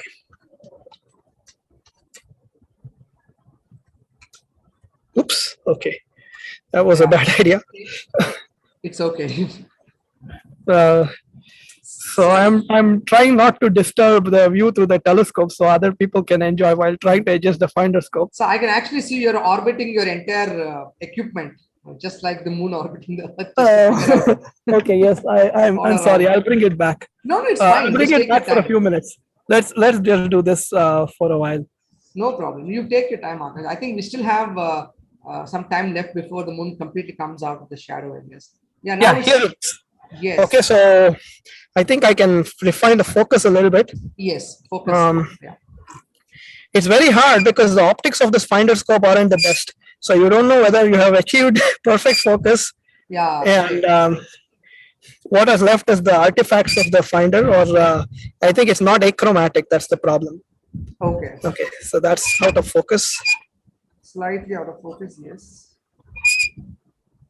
I think this might be the best focus. So let's bring that into frame.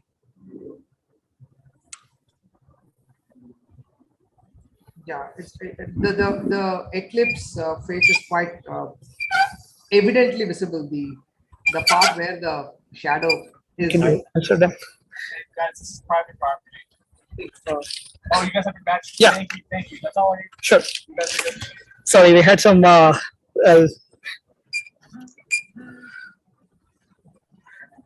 Sorry, we had some local issue.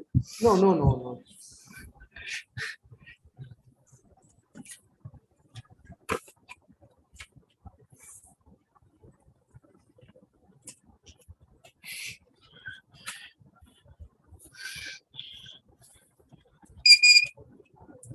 Okay, yeah.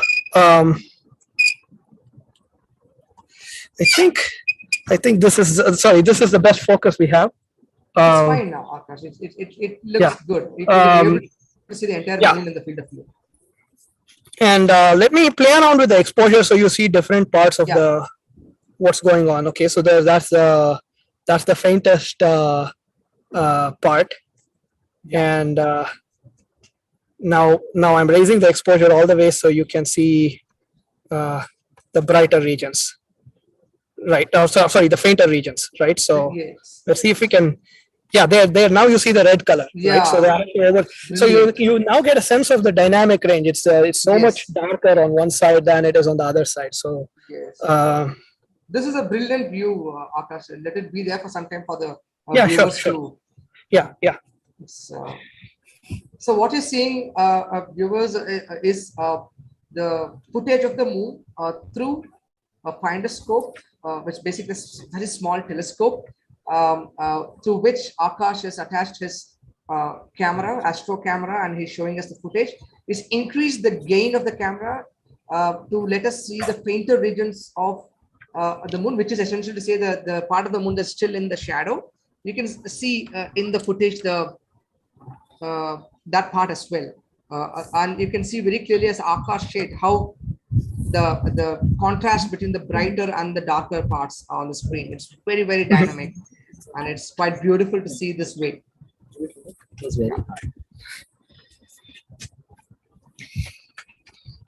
Akash, yes, you can continue with your whatever exposure plans that you have. I've explained them. I think that's pretty much right. All I had to say. So I can also, you want me to go back to the old exposure? I got it. Yeah, I mean, just to show them around. Okay, so let's see, did that work, or do I need to lower the gain as well? Yeah, okay. There we go. Yeah, so I think almost 70%, 75%. Yeah. So right now it sort of looks like a gibbous moon, but it's not. Okay, because the shape is different. You know, because it's Code inwards. you know, when you see the phase of a moon, it's the angle of the sunlight that's hitting the moon. So this feels like an uncannily small circle compared to the, you know, regular gibbous phase. Yeah. It doesn't look like a gibbous phase, but it's sort of in that zone, right? And with the naked eye, I can still see the red color. You know, despite I can see the red part, you know, faint red part. It has that same bronze or rust colored glow, and then I can see the rest of the moon with the Maria and all of that. Yeah, like I said, the eye has much higher dynamic range. So this is a constant feature for a lunar eclipse. If you want to do a good photograph of a lunar eclipse, you have to do HDR, the high dynamic range processing. So you have to take multiple exposures and combine them. That in itself is a task. I wonder if I'm out of tracking.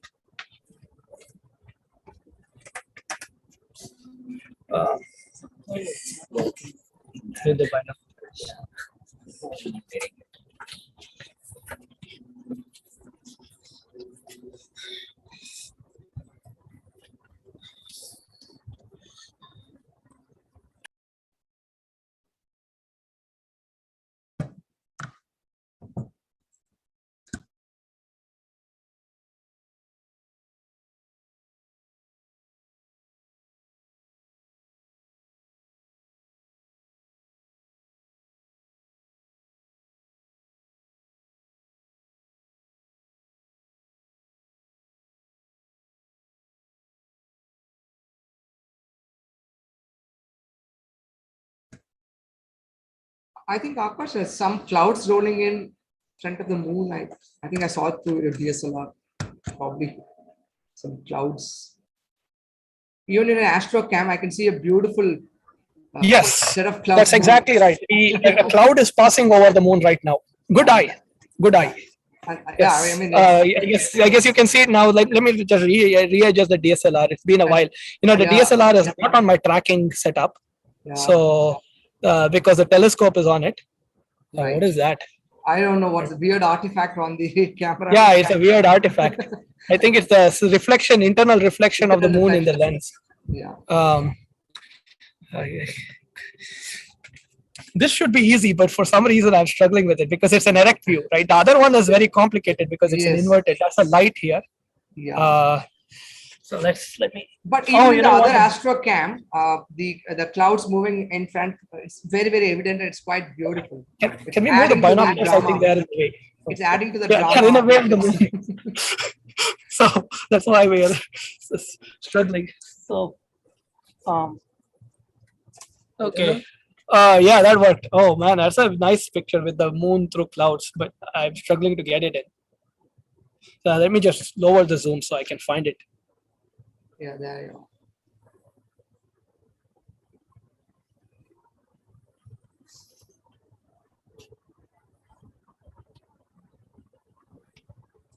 Okay, so the DSLR view shows you the clouds that we are looking through right now. Yes. Yeah, so we are looking through clouds. Adding to the, and you can see the top part of it is just barely, under the shadow. It looks through the DSLR, the top part. I'm going to get this back in. I think I ran out of tracking. This is an equatorial platform setup, so I need to reset the platform every now and then. Sure. Yeah, this is back now. Wow, this is a beautiful view from your astrocam. So if you look at the view from my DSLR, which is in my profile video, that's the way it appears to the naked eye, roughly speaking. Of course, in the naked eye, I can see, now I can no longer see the rust color. I can only see black color on the other side. Okay. But you see the view, it looks like an 80%, it looks like a 10% eclipse in the DSLR. And it looks like maybe a 30% or 25% eclipse on the astrocam. That just tells you that, it's a gradual transition. And different exposures will show you different views of it. Great, Akash. I think we're not able to see your. We're able to see your DSLR view as a small screen. Yeah, but we can see the clouds, like the moonlight illuminating the clouds as well. Yes. Quite beautiful. So we are enjoying views through the binoculars in the meantime, which Yeah, is, please do so. Do best not miss instrument. it. In just at the expense of showing us of everything. You just please take some time to enjoy the views. We're seeing it anyway here. Yeah, it's out of field because of this. Do you want me to set it up? Okay. Okay, so this is sort of the end of the eclipse approaching, so to speak. Yes. Right, and all now that is left is for the moon to come out of it completely and have the have our full moon back. And like last time, I will show you an embarrassing video of my setup. So, no. I mean, video. I just. I mean, it was very, very. I mean, I still remember the rains and clouds and thunderstorms. They were like literally moving in and out of your parking area or something. I don't know. Oh yeah, that was a previous eclipse. Yeah, I caught a glimpse of it between the rain, and it was wonderful to see. Just catch a glimpse of it and take a picture. Yes. And I called a few people too. But unlike last time, I couldn't have a local audience because the weather was so iffy. This time I had 5 people here, so 5 friends. That's good. And also, given that this is happening right in the time that you guys are awake, I think a lot of people would have watched this eclipse. Exactly. I think a lot of people would have watched it. But the thing that, the important thing is the best instrument for this is binoculars. And a lot of people have them. It's just that you have to pull it out and look through it. That's it. Yes. Right? Yes. Be it 10 by 50, 25 by 100, any binocular just nails this total lunar eclipse very well. Great. So, yeah.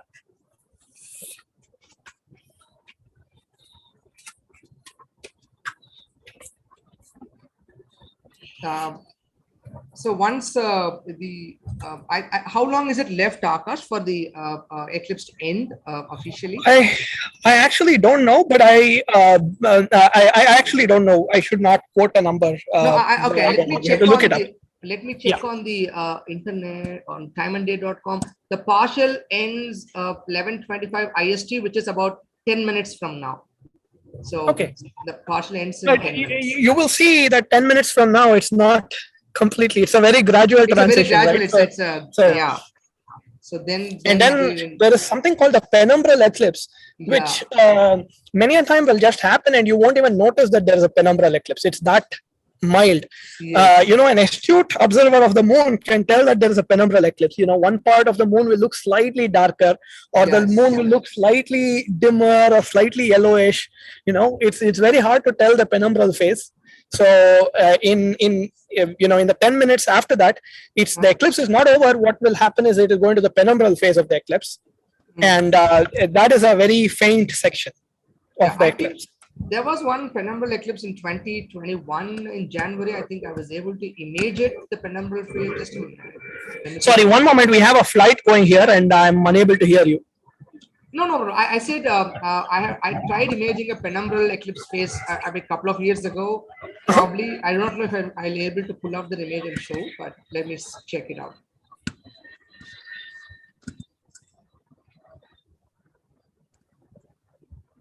Let's see if I can stop this camera down, the DSLR. This is the first time I'm live streaming with the DSLR, so completely unaware of the controls. This is not responding at all. Okay. No, I'm unable to do anything with that.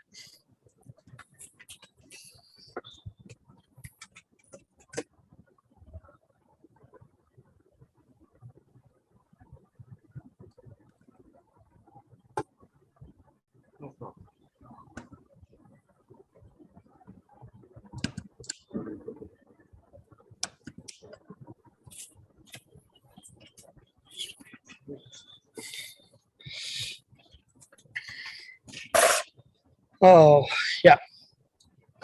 Okay.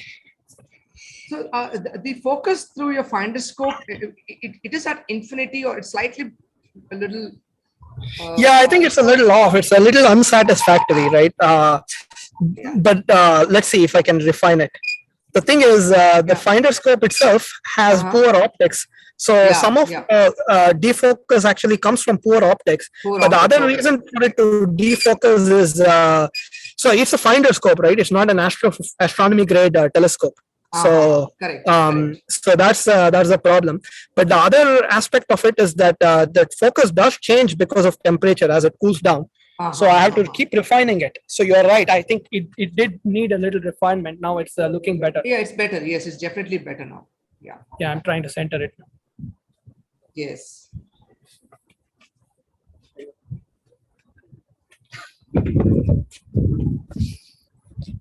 Now it looks like nowhere like any of the faces of the moon. It's like just a part of the moon is like taken away, like a bite of it. Literally a bite of it. It looks brilliant now.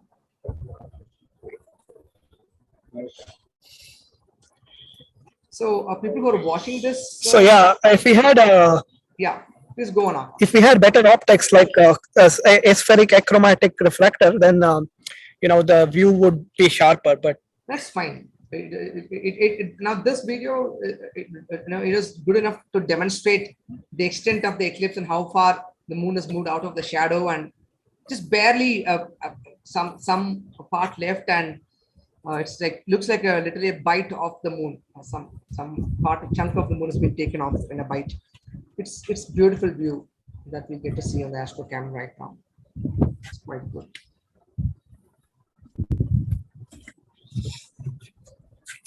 So with the naked eye, any traces of red is gone with the naked eye.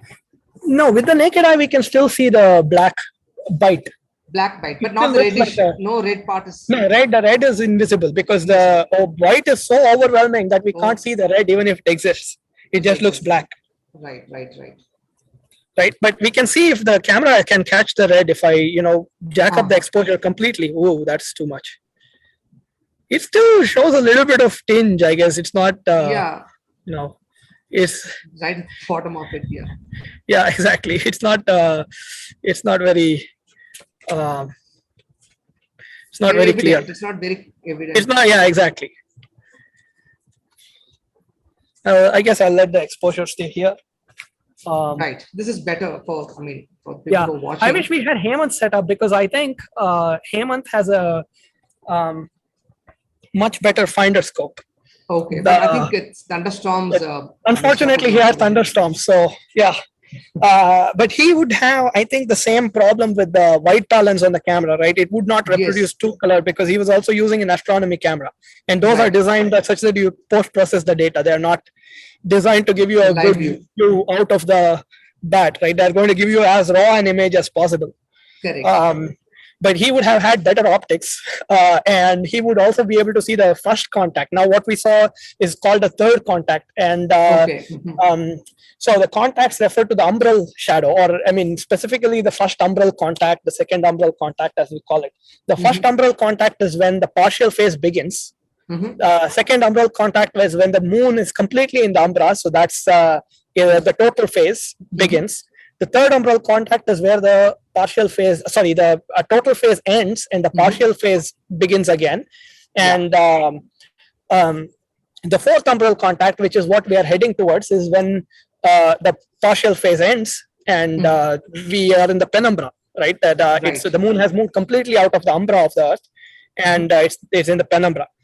Right. And if I don't know if you already explained what the umbra and penumbra are, but whenever you place an object in an extended object in a light source, then there's the two edges in some sense will cast their own shadows, right? And the places where you're in the complete shadow is the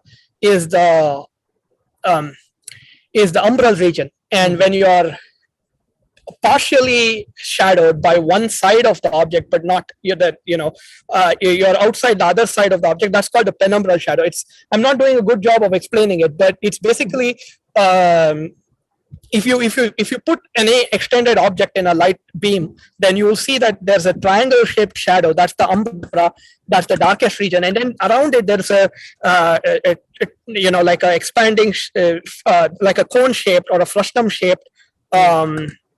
That's the penumbra. That's slightly brighter than the umbra, but it's still darker than just having the light. So those are the two parts of the shadow. And I can probably Akash, as you explain, I can share the screen so for them to see. Oh, okay, yeah, sure. You can probably like this one. Can you see the screen now? No, not yet. I think I need to stop sharing my screen, so let me do that. If you want to explain, but maybe this. Yep, that's a very good image. It's from Wikipedia, credits to Wikipedia, and I think they've also put the view of how the Penumbra would look like. Okay, I'm now going to take off the DSLR from the stream because it's not doing much useful stuff. And I let, oh, well, I guess, sorry, that doesn't make much use. Sorry, that was right.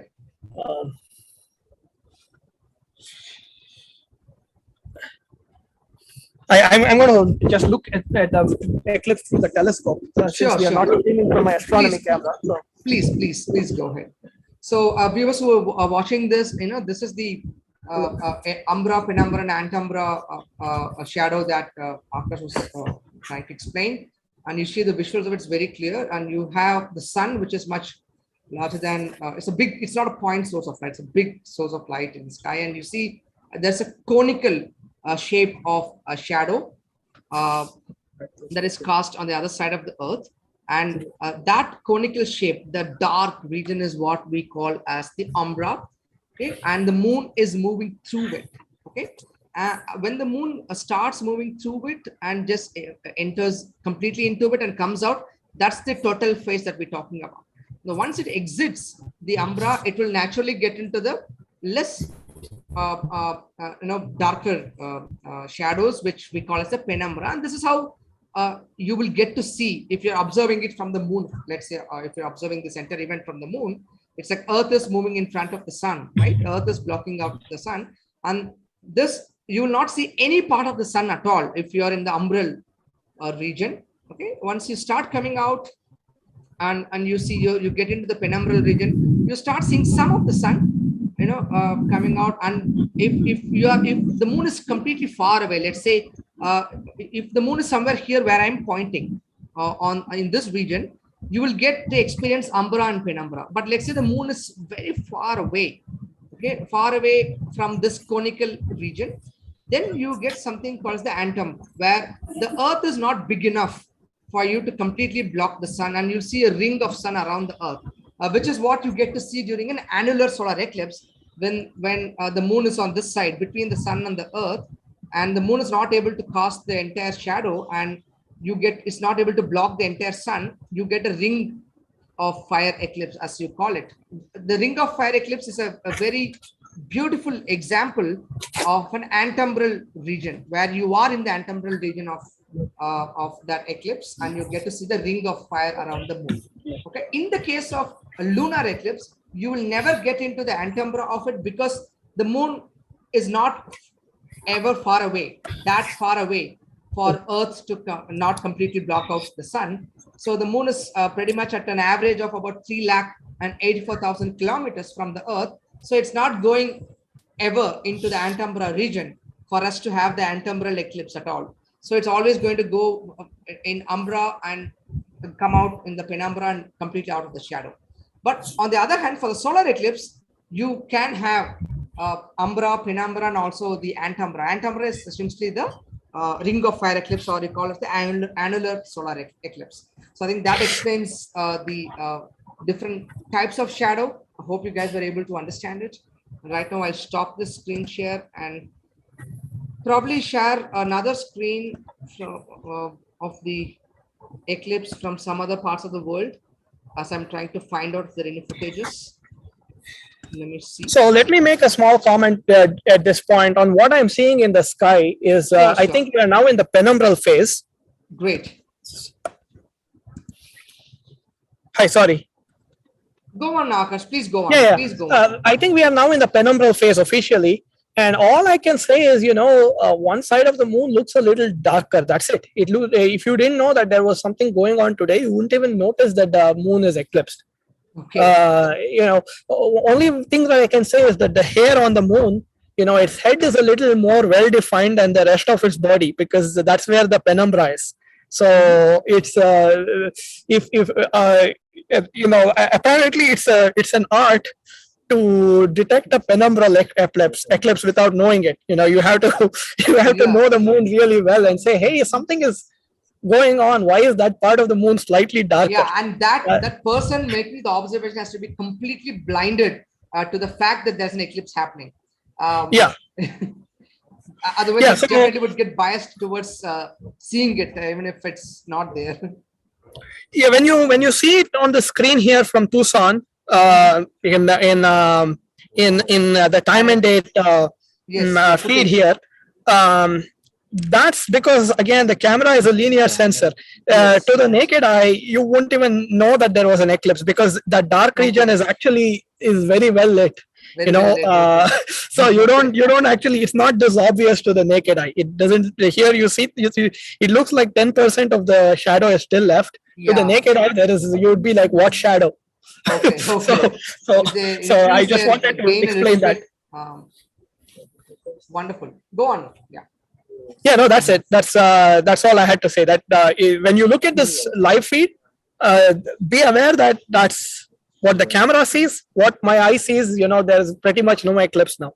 Just the head of the hair is a little darker than the rest of the body of the hair. Okay. It's a brilliant way to put it, to explain things, Akarsh. I think it's a successful eclipse in terms of being able to see it. Yeah, we were very lucky, to have no clouds as much as I had thought. I thought we would be watching clouds for a while. Okay. But yeah. Wonderful. So this, as far as this penumbral eclipse is concerned, I think I took an image of an eclipse, I think that a couple of years ago when it happened in India, and let me see if I can show that. Probably not. Okay, I think it's there. We're starting to see lens flares on your DSLR. Is that right? Yeah. It's now pretty much looking like a full moon. To the naked eye, unless you had an astute, like I said, unless you were an astute observer, you would not know that there's a penumbral eclipse.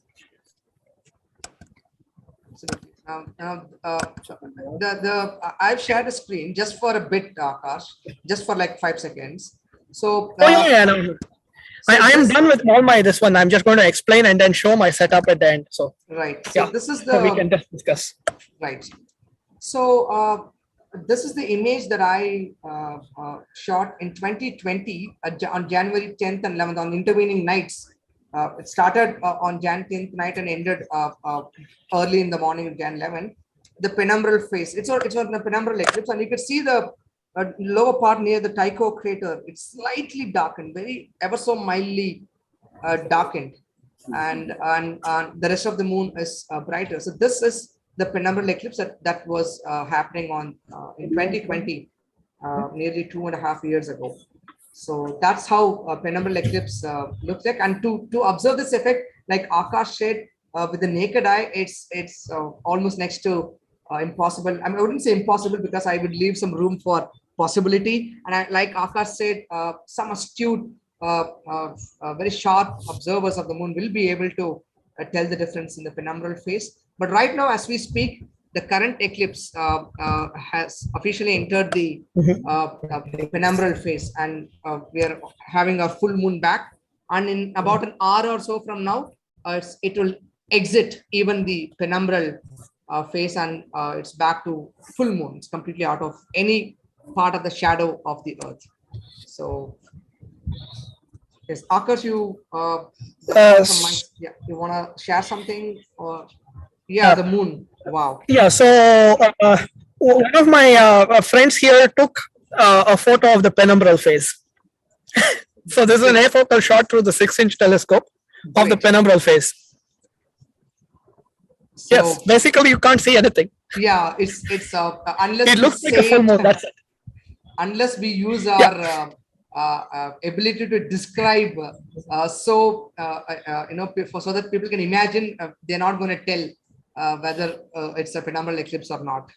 Exactly. The thing is, if so, this is not afocal shots are not a good example to do this. But suppose you took a shot through a DSLR where the optics did not have any vignetting and such problems, and then you increase the contrast, then you should be able to see the penumbral part. But this basically shows that the moon looks pretty much uniform to the eye. But right, unless you fine-tune the exposure, but it's not. Yes, exactly. It looks uniform because the penumbral eclipse is very mild. Much unlike the total eclipse, which we saw was so stark a difference that the camera simply could not handle the dynamic range. Yes. Right. So. But this is a very good image that you showed us just a moment ago. Yeah, so right here in my DSLR view, if I defocus it a little, you can see that one side is a little dark. That's about it. Absolutely, yes. That's it. You can see structure. You can see structure on one edge of the moon, but the rest of the moon is blown out. So that's the exposure is essentially right for the penumbral part, but it's blown out for the rest. So absolutely, yeah, it's a very mild effect, the penumbral eclipse. And still, plus there are clouds, so it's very hard to tell what's going on. No, this is brilliant. The defocusing technique is actually helping people understand the penumbral part to an extent. It's brilliant, actually. Yeah, I'm just hoping it's not an artifact of my lens because it's that subtle. It doesn't look so let's put it at the center. Yeah, it still persists, right? So, yes, it does. But it's hard to say. It could also be the cloud, so I'm not 100% sure. I won't call it. Okay. But yeah, the penumbral phase is just really faint. Yeah, and test of I think I can still see sense the penumbra from my naked eye, but I can't. I can't see it any other instrument. Okay. Still, the clouds are moving in. I can see the clouds lit up by the moonlight. And across. Thank you, Akash. I think that was a wonderful effort from you. Full enthusiasm and people around you as well. I think the eclipse is done. Are you good with ending the live stream because we've done pretty much whatever? Yeah, I just thought I'll explain. I thought I'll just answer the questions that you had about, that you wanted me to introduce myself, what I do, and show my setup. Yeah, please do that. That is equally exciting. Let me do that. Please do. Yeah. Yeah, I think you folks should do that too because I'm only half of the live stream, so to speak. So So I live in the California Bay Area. I'm a software engineer by profession, and amateur astronomy has been a long-time passion of mine for the last 15 years almost. I started it in Bangalore as a high school student, and then it's been part of my life ever since. So I mostly like to observe galaxies through my large telescope. That's my primary passion. I also sometimes like looking at things like lunar eclipses and do some photography. So my setup is not geared for photography. These are all this is not a very good photographic setup like what Hemant would have had he been able to join us. Yeah, I was one of the early members of Bangalore Astronomical Society. I think now the best way to describe what BAS is it's an international coalition because a bunch of us started out in Bangalore. Now a lot of us are spread across the world, in the US, in the UAE, and even different parts of India. Like I think Obuli is in Tamil Nadu, not in Bangalore. So is that right, Obuli? Yes, I'm in Coimbatore, Tamil Nadu. Yes. Coimbatore, right? So we are essentially now from different parts of the world, and we just share our passion for astronomy over the internet. And we have a very active Telegram group that's discussing every day something interesting. So without much ado, let me show you my setup.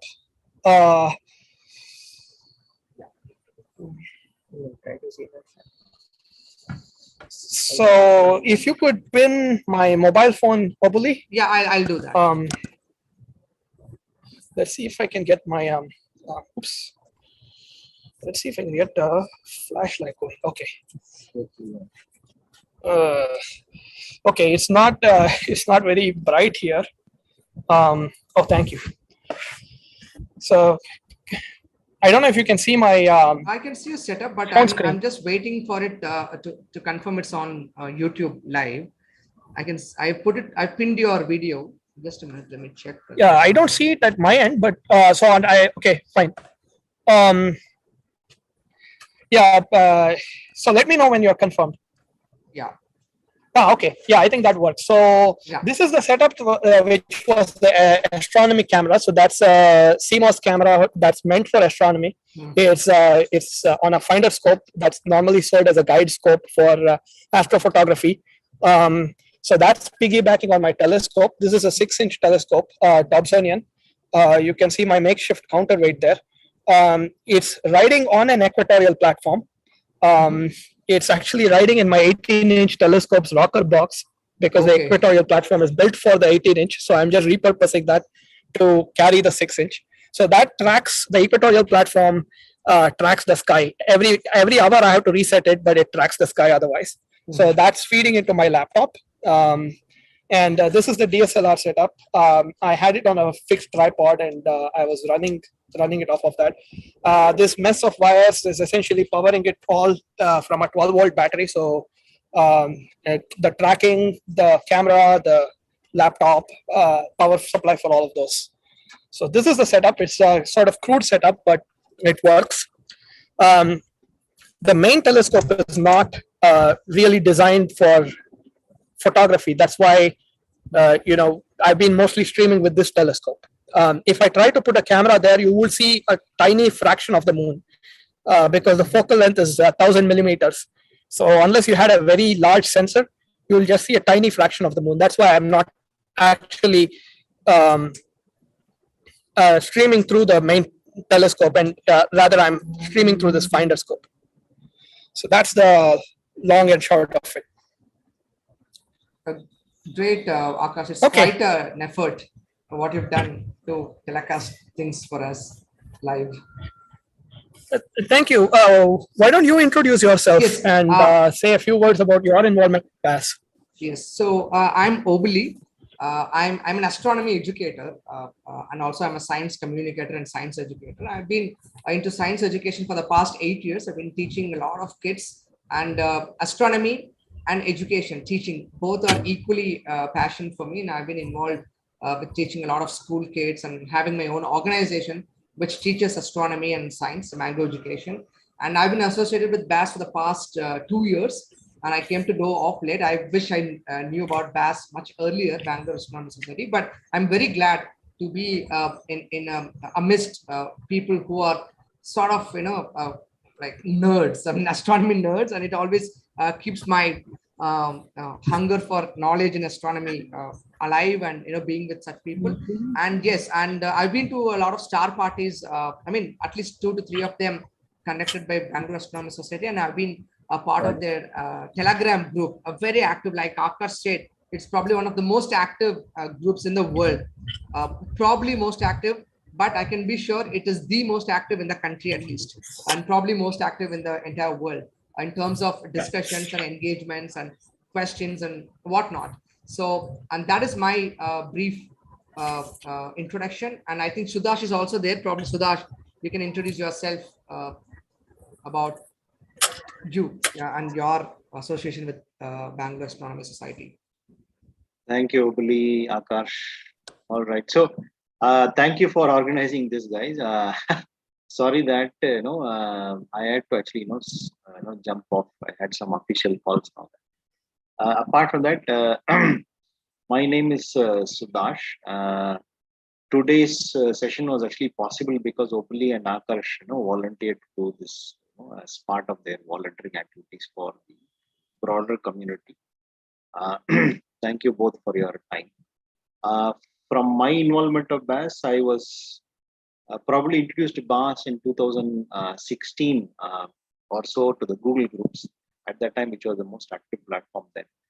From then, we have moved on to WhatsApp to Telegram because of the larger audience. So we have about, I think, 900 to 1,000 people on the Telegram group, which is, as Obali said, is one of the most active platforms for BAS.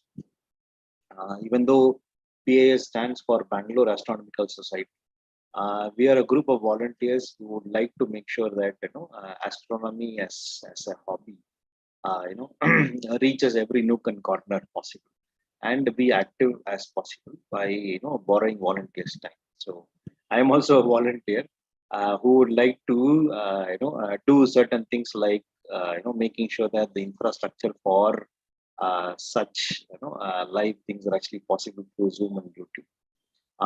Me and Vishwas set this up, set up a while ago during the COVID time, so that online streaming was actually possible. So this works very well for us in creating content for YouTube as well. So that way it is nice. Apart from that, do catch us on bas.org.in. Go there, register yourself for going onto the platform for Telegram.